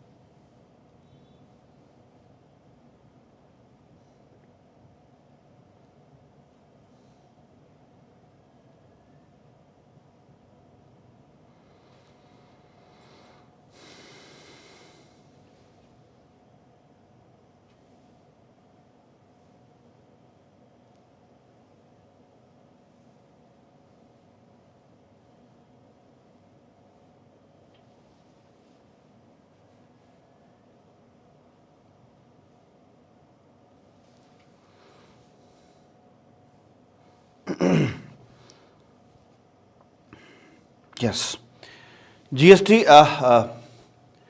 हाँ जीएसटी काउंसिल के मेंबर, तो देखिए, नमस्ते करो पहले, नमस्ते। वैसे इसमें सेंट्रल गवर्नमेंट के रिप्रेजेंटेटिव यूनियन फाइनेंस मिनिस्टर हैं Shrimati Nirmala Sitharaman ji, union finance minister portfolio. Second number पर हैं पंकज चौधरी जी, और ये हैं बेसिकली ऐसे मानो कि एक तरफ अगर सेंट्रल गवर्नमेंट है, यूनियन फाइनेंस मिनिस्टर, वहां पर स्टेट के रिप्रेजेंटेटिव हैं, तो ये दोनों के बीच के हैं, कम्युनिकेटर मान लीजिए आप इनको, मीडिएटर मान लीजिए, बिचौलिया मान लीजिए, कन्या पक्ष, लड़का पक्ष, बिचौलिया पंकज चौधरी जी। ठीक, अब इसके बाद अब स्टेट के रिप्रेजेंटेटिव शुरू हो जाते हैं। तो मुझे बताइए जो नंबर है, सीरियल नंबर कितने तक जाना चाहिए? यूनियन फाइनेंस मिनिस्टर एक ये हो गए, एक बीच में व्यक्ति हो गए पंकज चौधरी जी, बाकी अब कितने और लोग होने, कितने सर स्टेट कितने हमारे पास? हमारे पास स्टेट कुल मिलाकर 31, तो 31 वो और 2 ये, हमारी संख्या 33 तक ये जानी चाहिए, वहीं तक जा रही है। गुड, चलो जी देखें थोड़ा सा कौन कौन है। अब देख लो अपने स्टेट का, देख लेना तुम्हारे स्टेट में का कौन व्यक्ति है। आंध्र प्रदेश के हैं ये श्री बगुना राजेंद्र नाथ, फिनांस मिनिस्टर हैं वहां के, स्टेटस इनका ये है। अरुणाचल प्रदेश के श्री चौना मेन और डिप्टी सीएम है वहां के ये। असम का भी थोड़ा सा फोटो नहीं दिया हुआ है। अंजना न्योक यहां पर दे रखे, minister finance and women and child development Assam. मतलब स्टेट को रिप्रेजेंट करने वाला एक मिनिस्टर हो सकता है, एक फाइनेंस मिनिस्टर हो सकता है, डिप्टी सीएम हो सकता है। बिहार के श्री विजय कुमार चौधरी फाइनेंस मिनिस्टर हैं वहां के। छत्तीसगढ़ अभी आप समझ सकते हो यहां पर ब्लैंक पड़ा हुआ है अभी तक इलेक्शन। दिल्ली के श्री कैलाश गहलोत, अब देखिए ऐसा लगता है पूरी दिल्ली को यही चला रहे हैं, इतने सारे डिपार्टमेंट हैं as of now. Law, justice, legislative affair, transport, administration, reform, IT, revenue, finance, planning, home and all other department not specially allotted to any minister. मुझे ऐसा लगता है कि सारे डिपार्टमेंट की जिम्मेदारी इन्हीं के पास में है।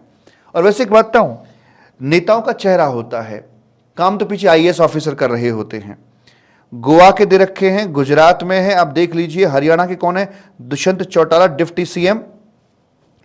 हिमाचल प्रदेश श्रीराम ठाकुर, जम्मू कश्मीर, झारखंड, कर्नाटका, केरला, मध्य प्रदेश, महाराष्ट्र, ये सब इलेक्शन की तो अभी अपॉइंटमेंट होनी बाकी है। मणिपुर, मेघालय, मिजोरम, नागालैंड, पौंडीचेरी, पंजाब के श्री हरपाल चीमा जी फाइनेंस मिनिस्टर हैं। तमिलनाडु, तेलंगाना, त्रिपुरा, उत्तर प्रदेश, उत्तराखंड, वेस्ट बंगाल अभी खाली पड़ा हुआ है, भर जाएगा कुछ समय में।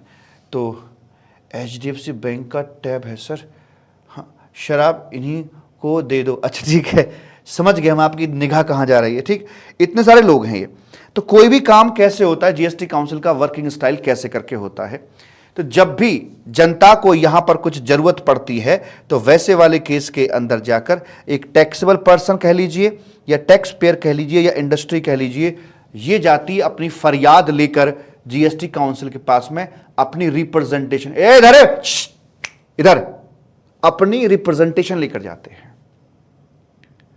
जीएसटी काउंसिल इनकी रिप्रेजेंटेशन पर विचार विमर्श करती है। मान लेते इनकी रिप्रेजेंटेशन ये थी कि भैया जो फर्टिलाइजर है ना, उस पर जीएसटी का जो रेट है उसे आप 12% से कर दीजिए टू 5%। ये इनकी मांग थी। अपनी मांग भरवाने नहीं, अपनी मांग को लेकर ये काउंसिल में पहुंचते हैं।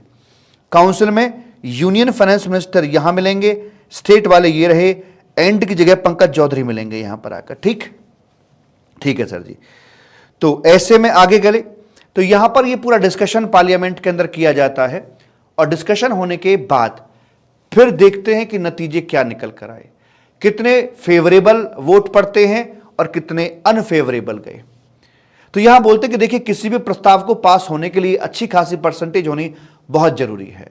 आपके कंपनी लॉ के अंदर स्पेशल रेजोल्यूशन जो बड़े बड़े टास्क के लिए होता है, बताइए कितना परसेंट चाहिए, कितने परसेंट वोटिंग चाहिए स्पेशल रेजोल्यूशन एसआर के लिए? बच्चा जानता 75%। तो यहां पर भी हमें 75% की अगर वेटेड परसेंटेज मिल जाती है तो बात बन जाएगी। फिर ये बात आगे तक जाएगी, दिल्ली तक जाएगी, पार्लियामेंट तक जाएगी। ठीक, और पार्लियामेंट उसके बाद अपना एक ऑफिशियल नोटिफिकेशन अनाउंस करेंगे और ऑफिशियल नोटिफिकेशन के बाद वो एक्ट का हिस्सा यहां पर आकर बन जाती है। अगर इस बात को कस्टम से कंपेयर करूं ना, कस्टम लॉ से, तो वहां पर चैप्टर आता है अपना फॉरेन ट्रेड पॉलिसी का। और फॉरेन ट्रेड पॉलिसी में वहां पर डायरेक्टर जनरल फॉरेन ट्रेड होते हैं, यहां पर वो जीएसटी काउंसिल की तरह काम कर रहे होते हैं। और जो कस्टम डिपार्टमेंट है, अपना जो कस्टम एक्ट वगैरह बने हुए हैं, वो आपका यहां पर आकर पार्लियामेंट जैसे काम कर रहे होते हैं। यानी एक्टर ये है, डायरेक्टर पीछे वो होता है। तो यहां पूरी जो डायरेक्टर है वो जीएसटी काउंसिल है। और जीएसटी काउंसिल देखिए, क्यों ना हो जीएसटी काउंसिल, भाई साहब आप देखिए, क्या अगर मैं बोलूं कि पोर्टेबल पार्लियामेंट या मूवेबल पार्लियामेंट, तो गलत तो नहीं है। सेंट्रल गवर्नमेंट इसमें आ गई, हर स्टेट का एक बड़ा योद्धा, एक रिप्रेजेंटेटिव वो इसके अंदर आ गया। यही तो पार्लियामेंट। और पार्लियामेंट में कहां से नए लोग आते हैं वहां से उठ के? क्या डिस्कशन किया जाएगा, अप्रूव होता है तो फिर ये आएगा और अमेंडेड प्रोविजन जो है वो पब्लिक के लिए एप्लीकेबल करा दिया जाएगा। अब सारा खेल है 75% की कैलकुलेशन कैसे करे जानी है, बाकी सब तो आपके माइंड में ओके है मालिक। तो यहां पर आकर हमने देखा कि भाई ठीक है, मान लीजिए कि ऐसा करते हैं कि किसी एक पर्टिकुलर मुद्दे पर आकर सेंट्रल गवर्नमेंट ये रही, स्टेट गवर्नमेंट आपकी यहां पर ये रही। ठीक, ये तो इसमें आके हम बात जब करते हैं मेरे बच्चा, तो ये एक वोट थी और एक की एक वोट पड़ गई। इनकी 31 में से 25 वोट पड़ जाती हैं। पंकज चौधरी जी वोटिंग राइट में नहीं, वो बीच में कोऑर्डिनेट कर रहे हैं। ठीक, तो यहां पर देखा जाए तो परसेंटेज होगी इनकी 100% हो गई, इनकी भी परसेंटेज देखा जाए डिवाइड बाई 31। अगर देखा जाए तो इनका भी यहाँ पर ये 100 निकाला जाए तो कितना आएगा रे भाई, ये तो 100% हो ही गया। ये कितना हो गया, ये हो गया जी 25 divide by 31 into 100। 25 divide by 31 into 100। पहली बार 100% ही आ रहा था निकालने के बाद भी। ये आ गया 80.65% आपका आ जाता है। लेकिन मुझे वेटेड परसेंटेज चाहिए। अगर मैं इकट्ठा करके देखूं वेटेड परसेंटेज निकालूं तो नॉर्मली हम लोग क्या करते हैं, किसी को बोला जाए बताओ एवरेज कितना आया, तो 100 प्लस 80.65 नॉर्मली यही तो करते हैं, डिवाइड बाई 2 करते हैं। अगर ऐसा करके देखते हैं प्लस 100 डिवाइड बाई 2 अगर करते हैं तो यह आता 90.32 आता है। शायद आपने डिवाइड बाई 2 करके अनजाने में कुछ ऐसा कर दिया ना कि आपने दोनों को बराबर बराबर की वेटेज दी है। क्या मैं ठीक बोला? 80.65 इंटू 1/2। बताइए, आपने दोनों को डिवाइड बाई 2 करके आपने दोनों को इक्वल वेटेज दे दी, आधे आधे की वेटेज यहां पर दी है कि ऐसे करके 50% ये आया है प्लस 40.32 ये आया है, ऐसे करके 90.32 आपका ये आ जाता है। ठीक, लेकिन मैं आपको यहां पर बता देना चाहता हूं कि जो आपने यहां पर आधे आधे की वेटेज दी है इससे स्टेट गवर्नमेंट सहमत नहीं है। करें नहीं भैया, हमें वेटेज अपनी थोड़ी ज्यादा चाहिए। रेवेन्यू ठीक है हमारा ओके 50% पे चलेगा, लेकिन जो हमारी पावर है वो 50% से ज्यादा होनी चाहिए। क्यों? क्योंकि इसमें प्रॉब्लम क्या है, देखिए 50% तो भाई आप ही का हो गया, 50% तो आप ही का हो गया, और हम में से सारे स्टेट में से अगर 1/4 चौथा स्टेट है ना 25%, 1/4 स्टेट भी अगर मान लीजिए आपके एग्री कर गए, 1/4 मुट्ठी भर जो कि तुम्हारा आसानी से जुटा पाओगे बीजेपी, तो तुम बाकी को डिच कर दोगे, जान ले लोगे, तुम्हारी मार दोगे तुम हमें। इसलिए हमारी पावर यहां पर बढ़नी चाहिए। तो उन्होंने क्या किया, वेटेज बदल दिए, जज्बात बदल दिए कि इनको दिया 1/3 तुम पकड़ो अपना, 1/3 की वेटेज आपको दी जाएगी, और जो बचा यानी कि जो 80.65 था उसमें 2/3 की वेटेज हमारी रहेगी। इससे हमारी पावर बढ़ती है। तो आपका सिर्फ रह गया 33.33%। अब आपको 75% करने के लिए बहुत मशक्कत करनी पड़ेगी, ज्यादा स्टेट को राजी करना पड़ेगा। मतलब ऐसे मानिए अपनी पावर बढ़ाना नहीं, सेंट्रल गवर्नमेंट की अपनी खुद की पावर को गिराना इनका ऑब्जेक्टिव था। तो यहां से अगर हम करके देखते हैं तो 80.65 divide by into 2 divide by 3 करते हैं तो यह आता है प्लस 53.77 मालिक आ जाता है। और टोटल कितना बना जरा देख के बताएंगे आप? सर ये बन गया जी अपना यहां पर आकर 33.33 प्लस 53.77 ये आ गया 87.1 यहां पर आ जाता है परसेंटेज। तो मेरा ऑर्डर ये पास हो जाएगा। मेरा प्रश्न है छोटा सा, एक जवाब दीजिएगा। क्या अकेले अकेले सेंट्रल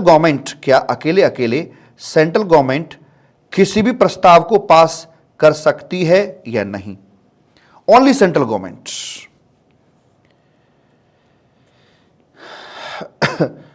क्या only central government can pass? No, क्योंकि इनका अपना मैक्सिमम बनेगा 33.33%। ऑल स्टेट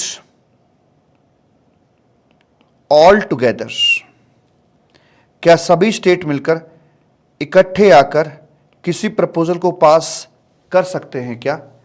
सर नहीं कर सकते, नो बेबी, क्योंकि इनका जो मैक्स टू मैक्स आएगा आप चेक कर लीजिएगा 66.67 आएगा।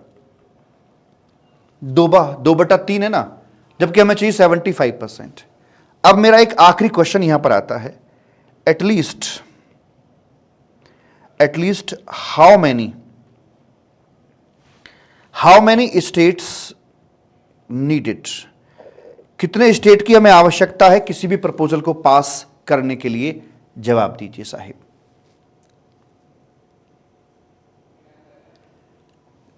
अच्छा, how many state needed? Answer trial and error पे करके देखें, ट्राई मार के देखते हैं।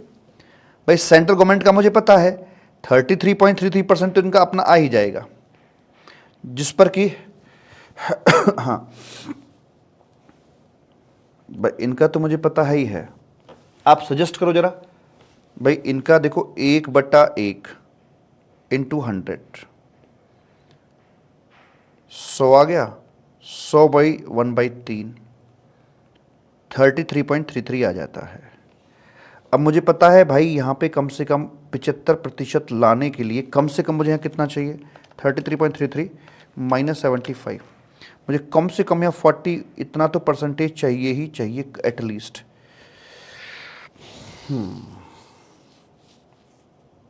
तो मैं देखूं कि अगर भाई यहाँ मुझे पता है 2/3 करना पड़ेगा, तो 2/3 करने पर कितना लाना पड़ेगा, तो 41.67, तो उल्टा चलता हूँ, क्या दिक्कत है। हाँ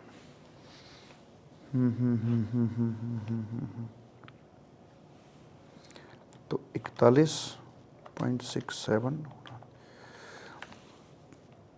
62.5, ये आना चाहिए 62.5 कम से कम मेरा आना चाहिए, तो मेरा ये आएगा। और 62.5 मेरा कब आएगा, अगर मेरा 62.5 मुझे लाना है तो यहाँ पर कितना आए, ये तो 31 है, तो ऊपर कितना आए, तो 60.25 लाने के लिए मेरे पास कम से कम 20 चाहिए सर। हाँ 20 चाहिए, 20 से कम पे बात नहीं बन रही है। तो 20 स्टेट जब मेरे आएंगे तो मेरी बात यहाँ पर बन जाएगी, देखते हैं करके भला। तो ये हो गया जी अपना 20 डिवाइड बाई 31 इंटू 100, तो 20 डिवाइड बाई 31 इंटू 100 64.5 आएगा, मल्टीप्लाइड बाई 2/3 इंटू 2/3, यह आ जाएगा 43%, और ऐसा होने से प्लस 33.33 76 आ जाएगा। यस 76% यहाँ पर आ जाता है 0.34। अब देख रहे हैं, तो कम से कम 20 स्टेट चाहिए। अच्छा जब ये आधे आधे पर अगर होते तो बताना कितने स्टेट पे काम चल जाता, अगर वेटेज आधी आधी होती तो कितने पर काम चल जाता। सर अगर आधी आधी होती तो 50% तो इनका होता ही होता, अब सिर्फ 25% का और जुगाड़ करना था। तो 31 स्टेट डिवाइड बाई अगर मैं करता हूं इसमें भैया जी 4 करता हूं तो 8 स्टेट से शायद काम चल जाता। 8 डिवाइड बाई 31 इतना आ गया, और इसका नहीं 8 से नहीं चलता, ज़्यादा लगते। बताना, बताओ जरा देख के बताओ ना कितने लगते। 10 डिवाइड बाई 31 इंटू 100 इतना, इंटू डिवाइड बाई 2, नहीं ज़्यादा लगते। कितने लगते बताओ ना। अगर 1/2 होता तो 16 पे करके देखते हैं। 16, हाँ इतना 16 लगते सर, आगे बात समझ में। 16 डिवाइड बाई 31 इंटू 100 इतना परसेंट, और डिवाइड बाई 2 करते फिर उसको हम 25.16 स्टेट। तो जो 16 स्टेट में 1/2 करने से 16 स्टेट अगर साथ हो गए तो ये जीत जाएंगे। लेकिन अब ये वेटेज चेंज करने से कम 20 स्टेट इनको चाहिए, जिससे कि अपनी बात को आगे रख सके, तो एक दूसरे का कोई किसी प्रकार की दिक्कत ना आए, इसलिए ऐसा यहां पर किया गया है। छोटी मोटी बातें और हैं। कोरम के लिए क्या चाहिए, मतलब किसी पर्टिकुलर डे पर जीएसटी काउंसिल की मीट हो तो कोरम के लिए 50%, तो आप भाई पता है कि भाई इतना तो लगता है। अगर इससे भी कम मेंबर वहां पहुंचेंगे तो फिर मीटिंग नहीं हो पाएगी, हालांकि ऐसी नौबत कभी आई नहीं है, ऐसे करके मालिक। ठीक, यस सर। तो यहां पर आकर ये बात अपनी कंप्लीट हुई, और जितना भी काम है जीएसटी का सारा यही तो करके चलते हैं। आप पढ़कर देख लीजिए। Article number 279 capital A GST council, the president shall within 60 days from the date of commencement of the Constitution Amendment Act। तो 12th day of September इतना बाई ऑर्डर कॉन्स्टिट्यूट करेंगे जीएसटी काउंसिल, और to be called the GST council. तो सितंबर 2016 में ही ये तैयार हो गई थी, हालांकि 60 दिन का समय था, बट इन्होंने तो 4-5 दिन में ही लपेट दिया था। 8 सितंबर को संविधान अमेंड हुआ था, और उसके 4 दिन के भीतर ये काउंसिल इन्होंने कॉन्स्टिट्यूट कर दिया। सब कुछ रेडी था पहले से, बस उनके कवर हटाए थे इन्होंने।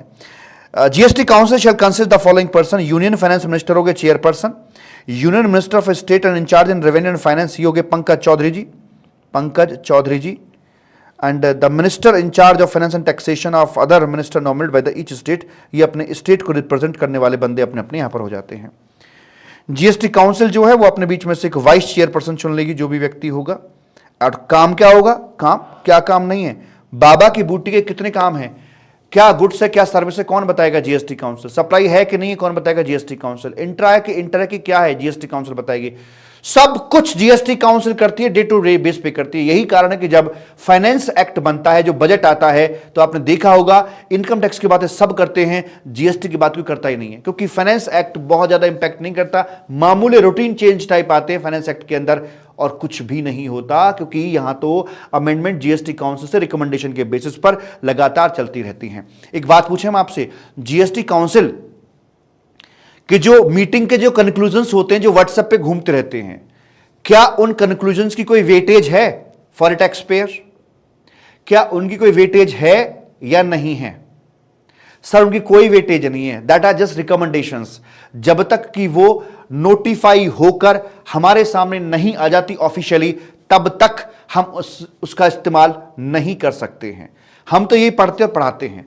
लेकिन जब मेरी एक दिन मुलाकात हो रही थी कमिश्नर साहब से, कुछ मुद्दा चल रहा था डीनेचरिंग अल्कोहल को लेकर, उसमें कुछ डिस्प्यूट थे कि जो रॉ अल्कोहल होता है ना, जो पीने से पहले की जो स्टेज होती है, फिल्ट्रेशन से पहले की जो प्रोसेस होती है, इस पर जीएसटी आएगा कि नहीं आएगा। क्योंकि अल्कोहलिक लिकर जो ह्यूमन कंजम्पशन पीने वाला, उस पर तो नहीं आता, लेकिन उससे पहली स्टेज का जो रॉ है, उस पर आएगा कि नहीं आएगा। तो उसमें वो बता रहे थे कि साहब देखिए, हमारे ऊपर सीबीआईसी है, मदर बॉडी है डिपार्टमेंट की। अब जीएसटी काउंसिल, जिसमें finance minister, union finance minister, state finance minister, उन्होंने किसी चीज को बुला रखा है। मान लीजिए कि वो बोलते हैं कि डीनेचरिंग अल्कोहल के ऊपर जीएसटी नहीं, मतलब नहीं लगेगा, जो ऐसा बोल दिया, मतलब जो पीने वाला नहीं है उस पर नहीं लगेगा, जो पहली रॉ स्टेज वाला है। तो क्या अधिकारी जाकर ताबड़तोड़ धावा बोल सकता है जीएसटी कलेक्ट करने के लिए? अब मेरी बात समझने की कोशिश करें, अधिकारी का पेन समझें। जीएसटी काउंसिल की रिकमेंडेशंस कोई वर्थ नहीं रखती है, सीखते आए हैं।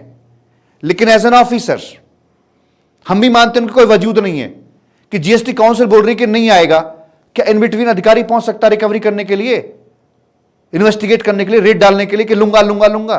अरे पूरा देश कह रहा नहीं आएगा, यूनियन फाइनेंस मिनिस्टर एग्री कर रहे हैं, बाकी स्टेट एग्री कर रहे हैं, तुम भाग रहे हो। तो मैंने माना कि जीएसटी काउंसिल के मिनट्स की कोई वर्थ नहीं होती है लॉफुली, लेकिन अधिकारी फिर भी उन मिनट्स से बाउंड होते हैं। Are you getting my point? The answer is yes. तो एग्जम्पशन है, लेवी है, मॉडल जीएसटी लॉ बना था, थ्रेशोल्ड लिमिट, टैक्स रेट क्या होंगे, स्पेशल रेट, सब बातों के लिए एक ही नाम है, जो है अपना जीएसटी काउंसिल।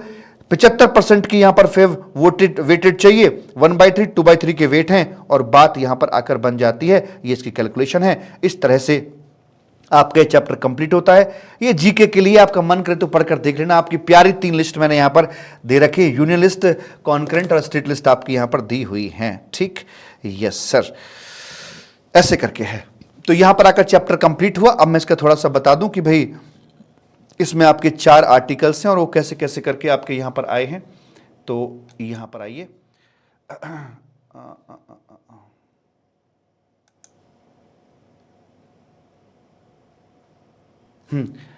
तो यहां पर आकर आपको बता रहे हैं हम क्या भला,